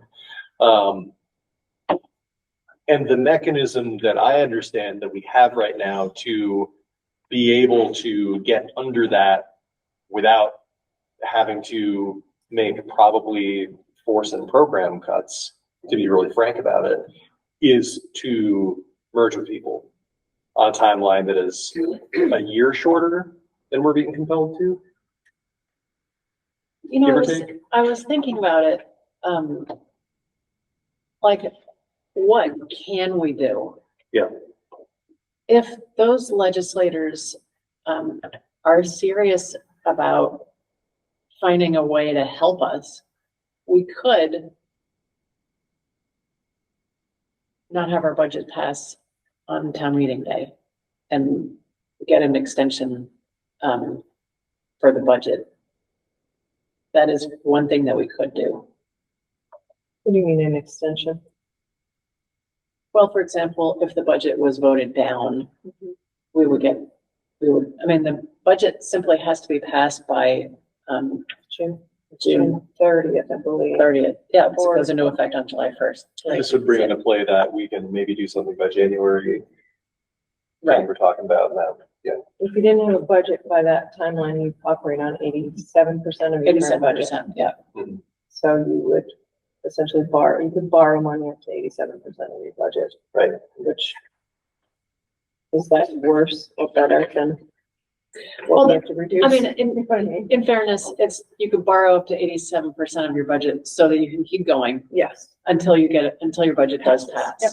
So it's not as though your whole budget's getting cut down to 87% of its Yeah, previous year. right. It Just is stop that, that. It is. yeah. Yeah. So, what I tried to explain on the House floor was that it's not just the penalty that we incurred this year. It's not just that but it's also that in this year, all of these prices have risen dramatically, and we will have a deficit that we have to make up for in the next budget.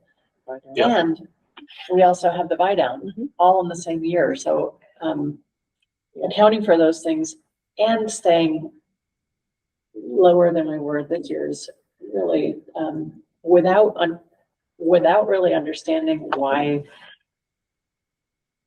what happened, and why what is likely to happen is likely to happen. And so I can explore more, but I feel like buying ourselves more time and having a plan for that in which we fully inform the public every single step of the way. So we don't get to town meeting and people are like, and we're like, ooh. I mean, this is exactly why I'm just trying to summarize this now and be very direct and clear about it, is that the conditions that we're facing now, months out from when we have to adopt and then vote on a budget, are that's the reality we're facing. Yeah. But the And, state's gonna I give mean, us- what's the other part of it is that any of the merger outcomes would be with another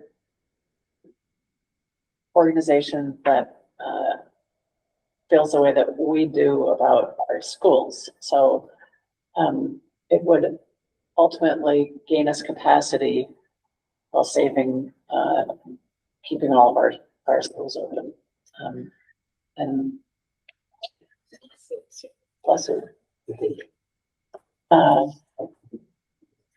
So, I mean, the merger talk is at the SU level, and I'm not going to try to get this done. Well, I appreciate you filling us in with all that detail, and I think that this actually connects back pretty neatly to our discussion about the Budget Advisory Committee for this year and probably next year, where I think it's going to be really important to build into our meetings that we have an update and we're really able to continue to keep this conversation, at a real surface level from now and through adoption season and town meeting day, because I mean, this is, feels like the last handful of years, we've had a number of unprecedented situations, but we've broken the precedent yet again with this one. And it's going to be a real challenge. Yeah. And you know, my hope is always that we can find a way to some sort of mechanism that can help us, you know, persevere and retain our staff and programs to meet our operational needs, because that's really what we're talking about here. Senator Clarkson and I both asked our joint fiscal office to look more deeply into what the causes might be in this area. Yeah. And so as soon as I get that information, I will share with everybody, obviously.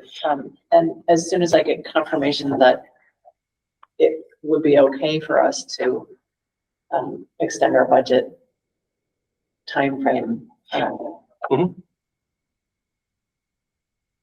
I can bring that to our July meeting. We're not having a July meeting. August 9th. I won't be there. Okay, September.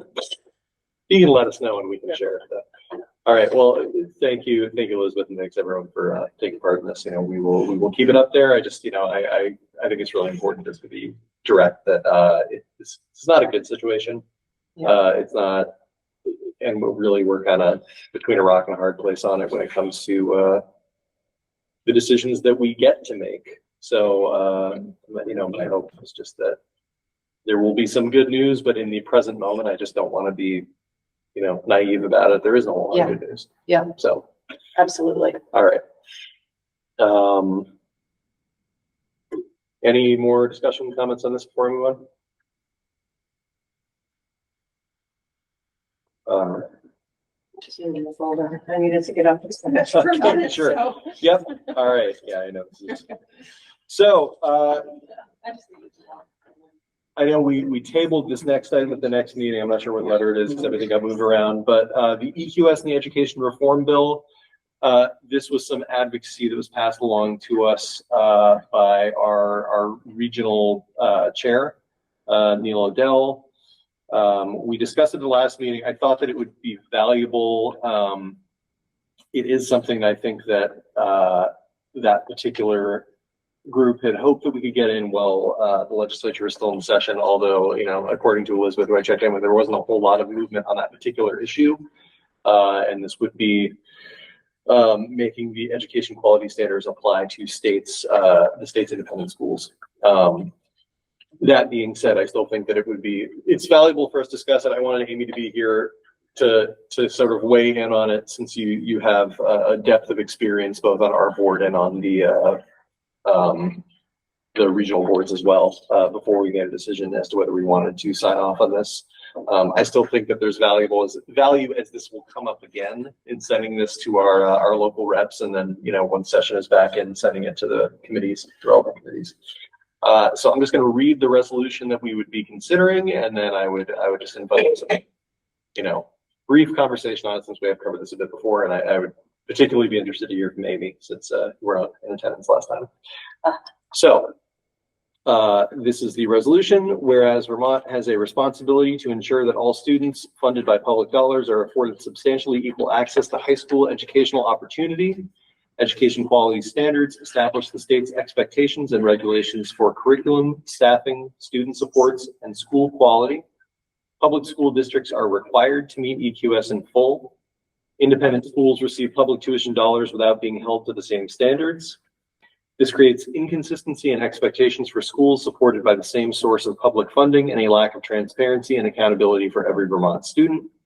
Resolved that, and this would say the Mount Scottney School Board formally calls upon the legislatures to incorporate, as part of its broader education reform efforts, a statewide policy requiring that all independent schools receiving public tuition dollars meet Vermont's education quality standards. And further resolve that the Mount Scottney School Board would communicate this position directly to its legislative delegation and relevant legislative committees. And then we have an adoption date.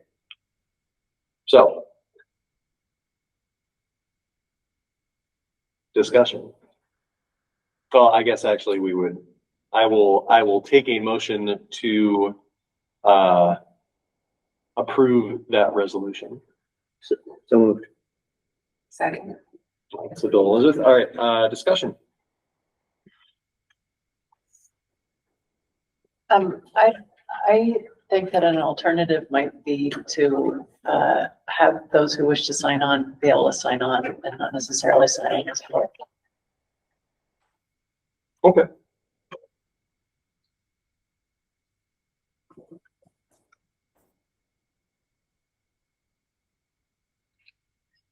So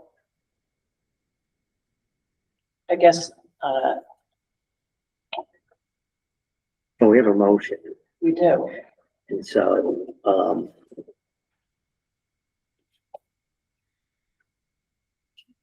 the question is, if the motion passes, does everyone need to sign it?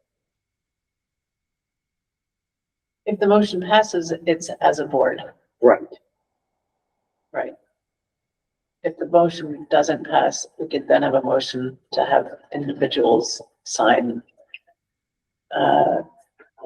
I think that is a good alternative. I would support that. Elizabeth, or Liz, sorry. Full name comes up. Yeah, I spoke about this a lot last time, so I'm not going to take everyone's time up, but I just personally feel that it's too broad and doesn't come with enough information about what consequences would actually be for the schools in question. I know we had a lot of discussion about transparency, and I think there are some pieces I agree with, and some pieces we don't know the impact of our actions if we sign this. And I just think we're talking about two different educational models, and I think we can be advocates for public schools without, and would still recognize that independent schools often fill a role that public schools aren't filling. It doesn't have to be either or, and I don't want to cause harm to things that are working for people. I just don't think there's enough information. That's my take on it. I won't keep discussing it over and over again like last time, but it's just how I feel. All right, thank you, Liz. Amy?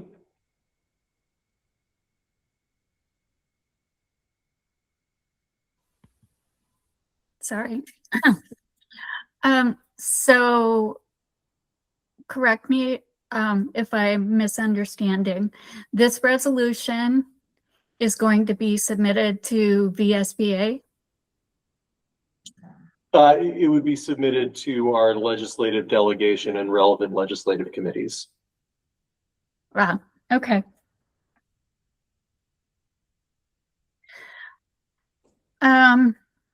So the Vermont School Board Association might even have a resolution like this. I know that for all of the years that I was involved on the board with VSBA, we cared very deeply that and promoted, encouraged legislation to the fact that anything that was required of a public school needed to be required of an independent school, which would include the education quality standards. And there has been significant conversation about that for quite a few years now. Yeah. Amy, can I clarify? Can I ask a clarifying question? Was this when public money was involved or when public money wasn't involved? So any independent school that's receiving public money. Okay. Thank you. Yes. But that has been that's been in the a talking point for VSBA for quite a while. So I mean, what happens when you send something like this to your legislative representatives, they take it and they look at it, and then they decide what they're going to do with it. And they may or may not present a bill that has this language in it. And then, of course, we know that it goes to committee. And whether or not it ever makes it out of any committee is another, another conversation entirely. And then if it ever gets out of committee, then, you know, I mean, we all know how a bill becomes a law. But I don't feel that, yeah, I'm just a bill. Or no, Bill, you're just a bill.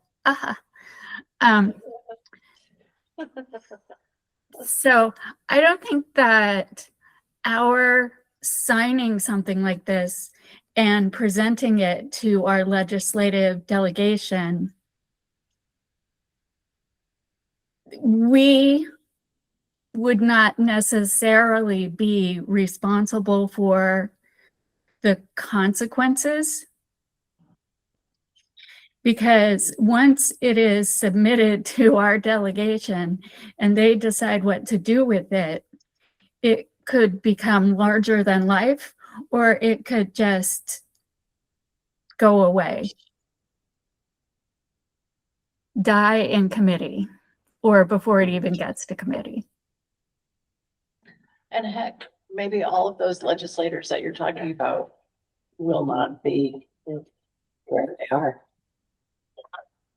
Sure. by the next session. Bill? So my position is very simple. Philosophically, as an educator, as a parent, and as a school board member, I feel very strongly that any institution in Vermont, outside Vermont, user control, that takes public money must follow education requirements that public schools must follow. So that's my position.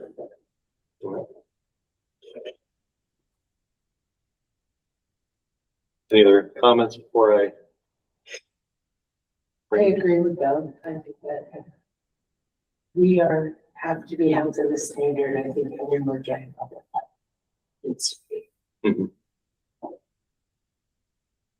So I'll note too, I mean, I think I fall along the same lines. I think that particularly in the fiscal environment that is being handed to us, it's the principle is already there for me. It's, I think, even harder to stomach the concept of state money going to independent institutions that are not facing the same kinds of really overwhelming pressures that we are, to adhere to things like EQS and state standards and oversight that I think is necessary for a public system. And I think that to me, it doesn't do a service to improve the public system and improve the quality, the quality of offerings and the variety of offerings, if you're sending money to a place where that kind of regulatory oversight doesn't exist in any meaningful way. I think that, and maybe it's an oversimplification, but as somebody who has been educated in public and private institutions, as somebody who has worked in public and private institutions and have really seen not only some of the differences, and they're not, you know, some of them are cultural, some of them are qualitative, being, you know, a student, being an educator, but, you know, on some level too, I think this came up in the last discussion on this, when we talk about the experience of educating in a public versus a private institution or independent institution. A lot of the quality standards around how you have to compensate your staff or the kind of benefits that you offer, I mean, that's another really important consideration. I mean, I and people who I know have kind of seen both sides of that, and it is a really starkly different picture. And that in my own direct experience, that can wildly impact the quality of instruction that we get to.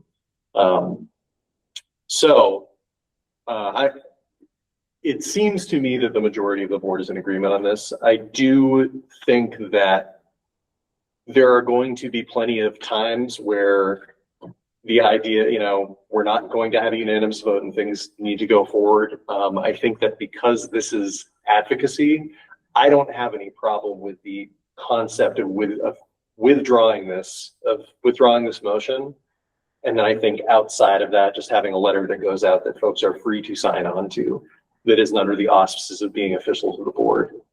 Because Elizabeth, you brought that idea up. I think that would be appropriate at this time. But you know, I thought it was an important conversation to finish. Amy, I appreciate your, you know, experience and your commentary on that, having been on the regional board as well. I just want to make sure that was kind of brought to a conclusion here. So I will see how draw a motion.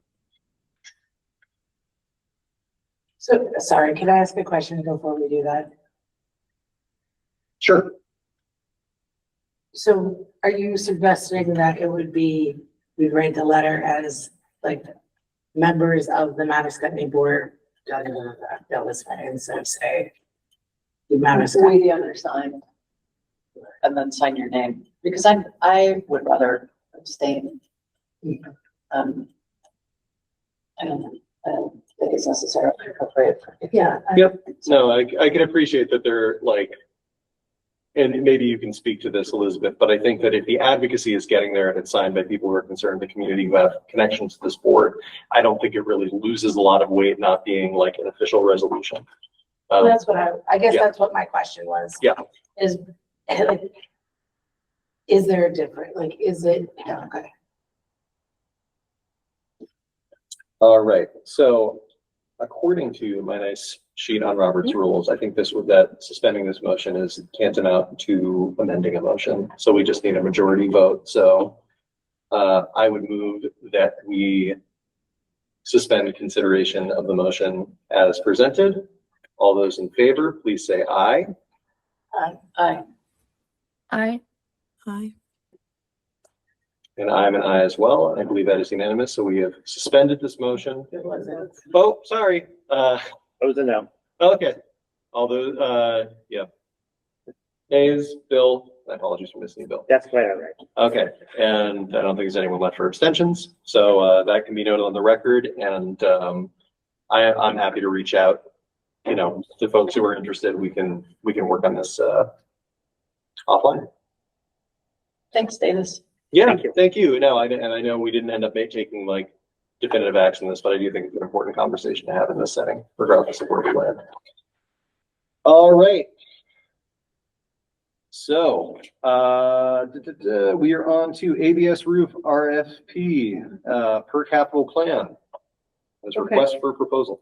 So, in the 5-year capital plan, the estimate for the new roof at Albert Bridge was $180,000. We did put out an RFP. It was out for 2 weeks. We got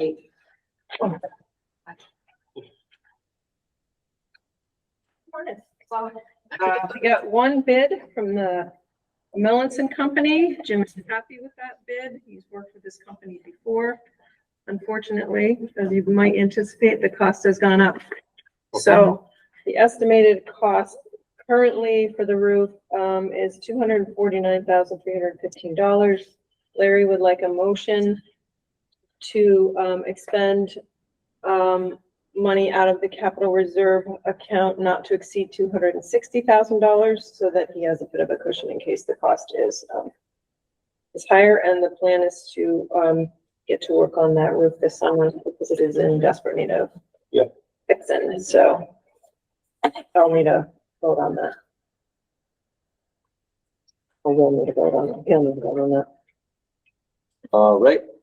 So I will take a motion to approve the withdrawal or the withdrawal of up to $260,000 from the capital reserve fund for the purpose of fixing the ABS roof.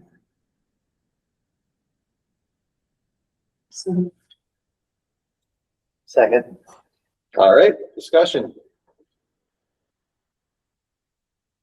Hope there's not a lot, because that's all I know. Yeah. Any discussion? Bill, did you had something just kind of ancillary to this that you wanted to voice? What I have to discuss is irrelevant if we don't approve this. Okay. So if we approve it, then I just have something quick.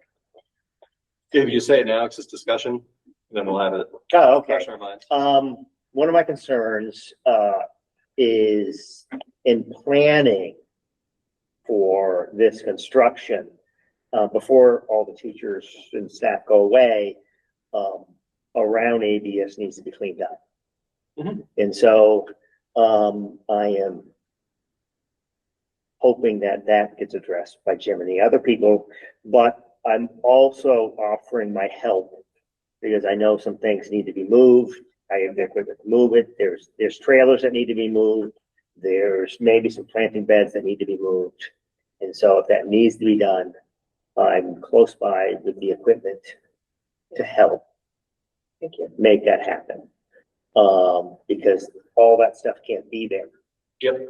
during a roof removal and construction. All right. So I think that needs to be done if we approve this, and I have no idea how we can't not approve it. I appreciate you That needs to be done. speaking to the hypothetical world where this is approved. Yeah. Liz? Does, is there like a time, I know it says the summer, but I know the base camp's in there all summer. Is that going to be happening at the same time? Probably. So Jim is already aware of that and has worked with Base Camp to make sure that they're not doing it at the same time. He's already had a conversation about what entrance kids can use and that kind of stuff with the Base Camp crew. So I think the day camp, for some reason, I'm closely aligned with the day camp staff. As Jennifer shakes her head. I think they're planning to go to Mount Escutney when the school's not available. Yes, that's what I understand too. Okay. Any further discussion? All right. I will take a voice vote to approve the use of those funds in the capital reserve fund at 260,000. All those in favor, please say aye. All right. Hi. And I'm an aye as well. Any opposed? Nothing presumptuous, just an aye. And any abstentions? Okay, so unanimous, we have approved the use of those funds, and now the things that Bill said can and should happen, so they're out there. Okay. So thanks for bringing those up. If Jennifer wants to reach out to me, if Jennifer and or Jim wants to reach out to me, I'm quite happy to help and get some of that stuff done. Thank you. Thank you. You're welcome. Okay. Let's see, we're on to new hire. That's Tracy. Yeah.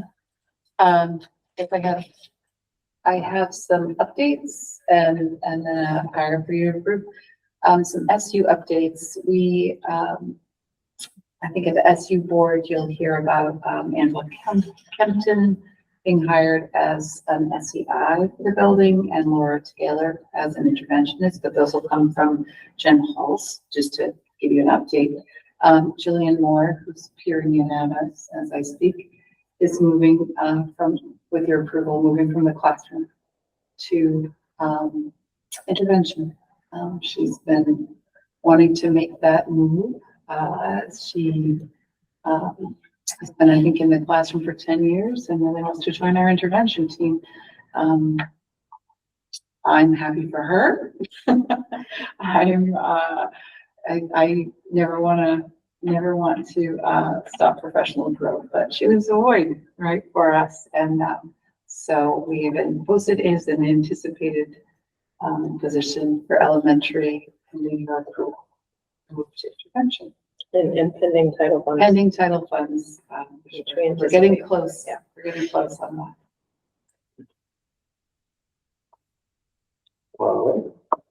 So what you're saying is we'll vote on Julian Moore, and then there's another staff member to go in front of the SU board. Couple more. Okay, all right. I was just trying to keep you up to date. Oh, thank you. Appreciate it. Thank you. I will take a motion to approve the hire of Jillian Moore. So moved. Second. All right, any discussion? Best wishes to new adventure. Yeah, there we go. All right, if there is no further discussion, I'll do a roll call vote on this. That's one. So I will start with Amy. How do you vote? Aye. Elizabeth, Liz, Aye. Bill, Aye. Elizabeth, Aye. Megan? Aye. And I am an aye as well, so that hire is approved. Excellent. Okay. And then at the very end here, we do have a resignation, that's correct? Yes, we do. Okay. Sadly. Jennifer, do you want to do the honors? Sure. Julie. We've been very fortunate to have had Ian Golub join us mid-year. But as you know, people need a full-time job. And so he's been able to find a more full-time job than we were able to offer. So he is moving on, which leaves us an open music position again.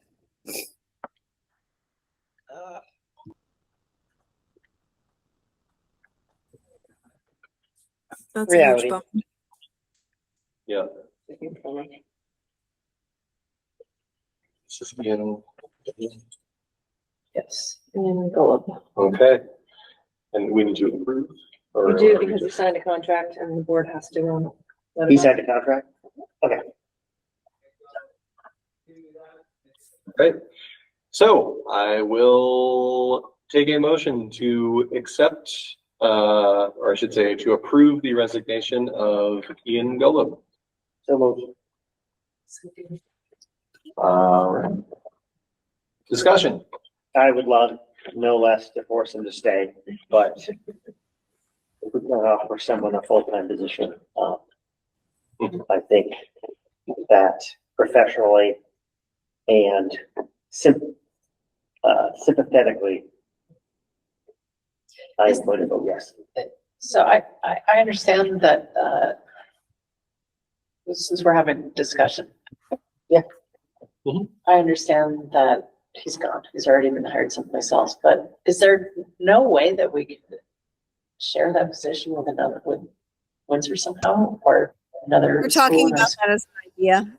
We're certainly talking about that. And Tracy and I are going to meet tomorrow and see if there's any ideas that we might be able to come up with. This is just gonna keep happening over and over again. Yes. Yep.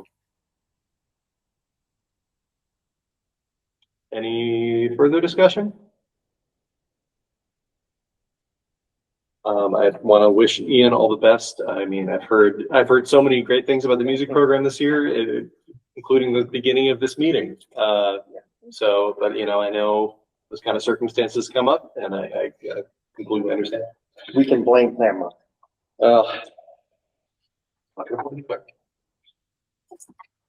We can't if we want. Hope we can, All right. and I will. Elementary? Middle school. Terrible. Yeah. All right. So, all right. Nothing. I'm going to take a roll call vote to approve the resignation of Ian Golub, starting with Amy. How do you vote? Aye. Liz, Aye. Bill, Aye. Elizabeth, Aye. Megan, Aye. and I am an aye as well. So that is approved. And all of the best of luck to Ian.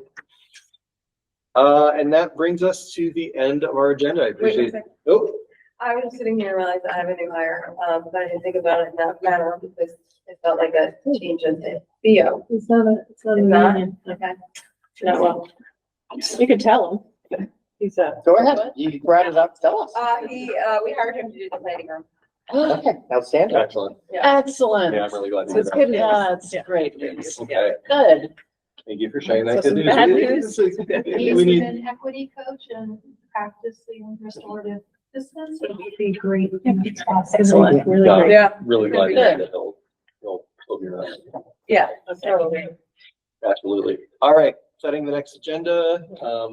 Well, we know BAC, but, So we're not meeting in July at all? So I won't see you all until September. well, you can come visit anytime and we'll be here. Maybe you and I can get together and enjoy and chit chat. Because the thing is that we would need to start thinking about our budget. Right? Well, we first have to work on the SU. I mean, the SU budget usually comes first, right? And that's September, early October, and then there starts in October, November on the local budgets, but I think September. I'll join you if I can buy the first round. Okay. Definitely. And it sounds like August is when we're gonna do our retreat day, which includes the warned meeting as part of that. Yeah, we warn it typically anyway. Yeah, yeah. Retreat. So what I would say that for that kind of budget, vision values planning session, I know you're not gonna be there in person, but if you can just submit your ideas to that, because I do want to make sure that you're. Where is it? The retreat, Uh-huh. it's gonna be here, unless we can find a cozier spot, but all the boards are gonna be here. Yeah, we're doing one combined. We have a facilitator coming. Yeah. Presenting some information, around, numbers, what they look like. Potentially, if we were a single district, we can ask to look at what those numbers would look like. Mhm. So just a preliminary. And then talk about what would be next. And I think our individual board portion of that would be maybe a slightly truncated version of what we typically do, where we go through the work plan. Go Or through you're our, doing the carousel? No, well, a little bit, yeah, but yeah, we've got some ideas. We want to make it really work. So, it'll be good. Or the jury's out. We're gonna try it. Were you here when? I was here until 11:30 at night. Yeah, that did not work well, but And the thing about it was that there were votes that had to be taken at the board, Yeah. at each board. And they weren't it wasn't like a lit match that had to go light all the matches, but all the boards did have to then come, as I recall, yeah, had to come back to the SU board, then go back to individual boards and vote on other, it was it's a little funky, but we're gonna try it and make it better. so that's pretty much the agenda for next. For now, but meeting, right? yeah, Yeah, well, I'm sure other things will come up. Yep. Between now and then, so. and I will, just for that, the EQS education reform bill, I'll find a way just to get that out there, and folks who are interested in signing on to it, they're open up. But that isn't official board business, so I don't think that's. Send it to Lori, she could do it. We send it to her. Okay, yeah, if we can facilitate it that way, I think that works well. We'll just remove the board. Yep. Resolution language, say be the undersigned. Okay. Cool. All right. Hey, I still have to adjourn this, right? All right. Item 8, adjournment. All those in favor to adjourn this meeting, please indicate by saying aye. Aye. Aye. Opposed? All right, fantastic. We are adjourning this meeting at 9:13 p.m. Thank you so much for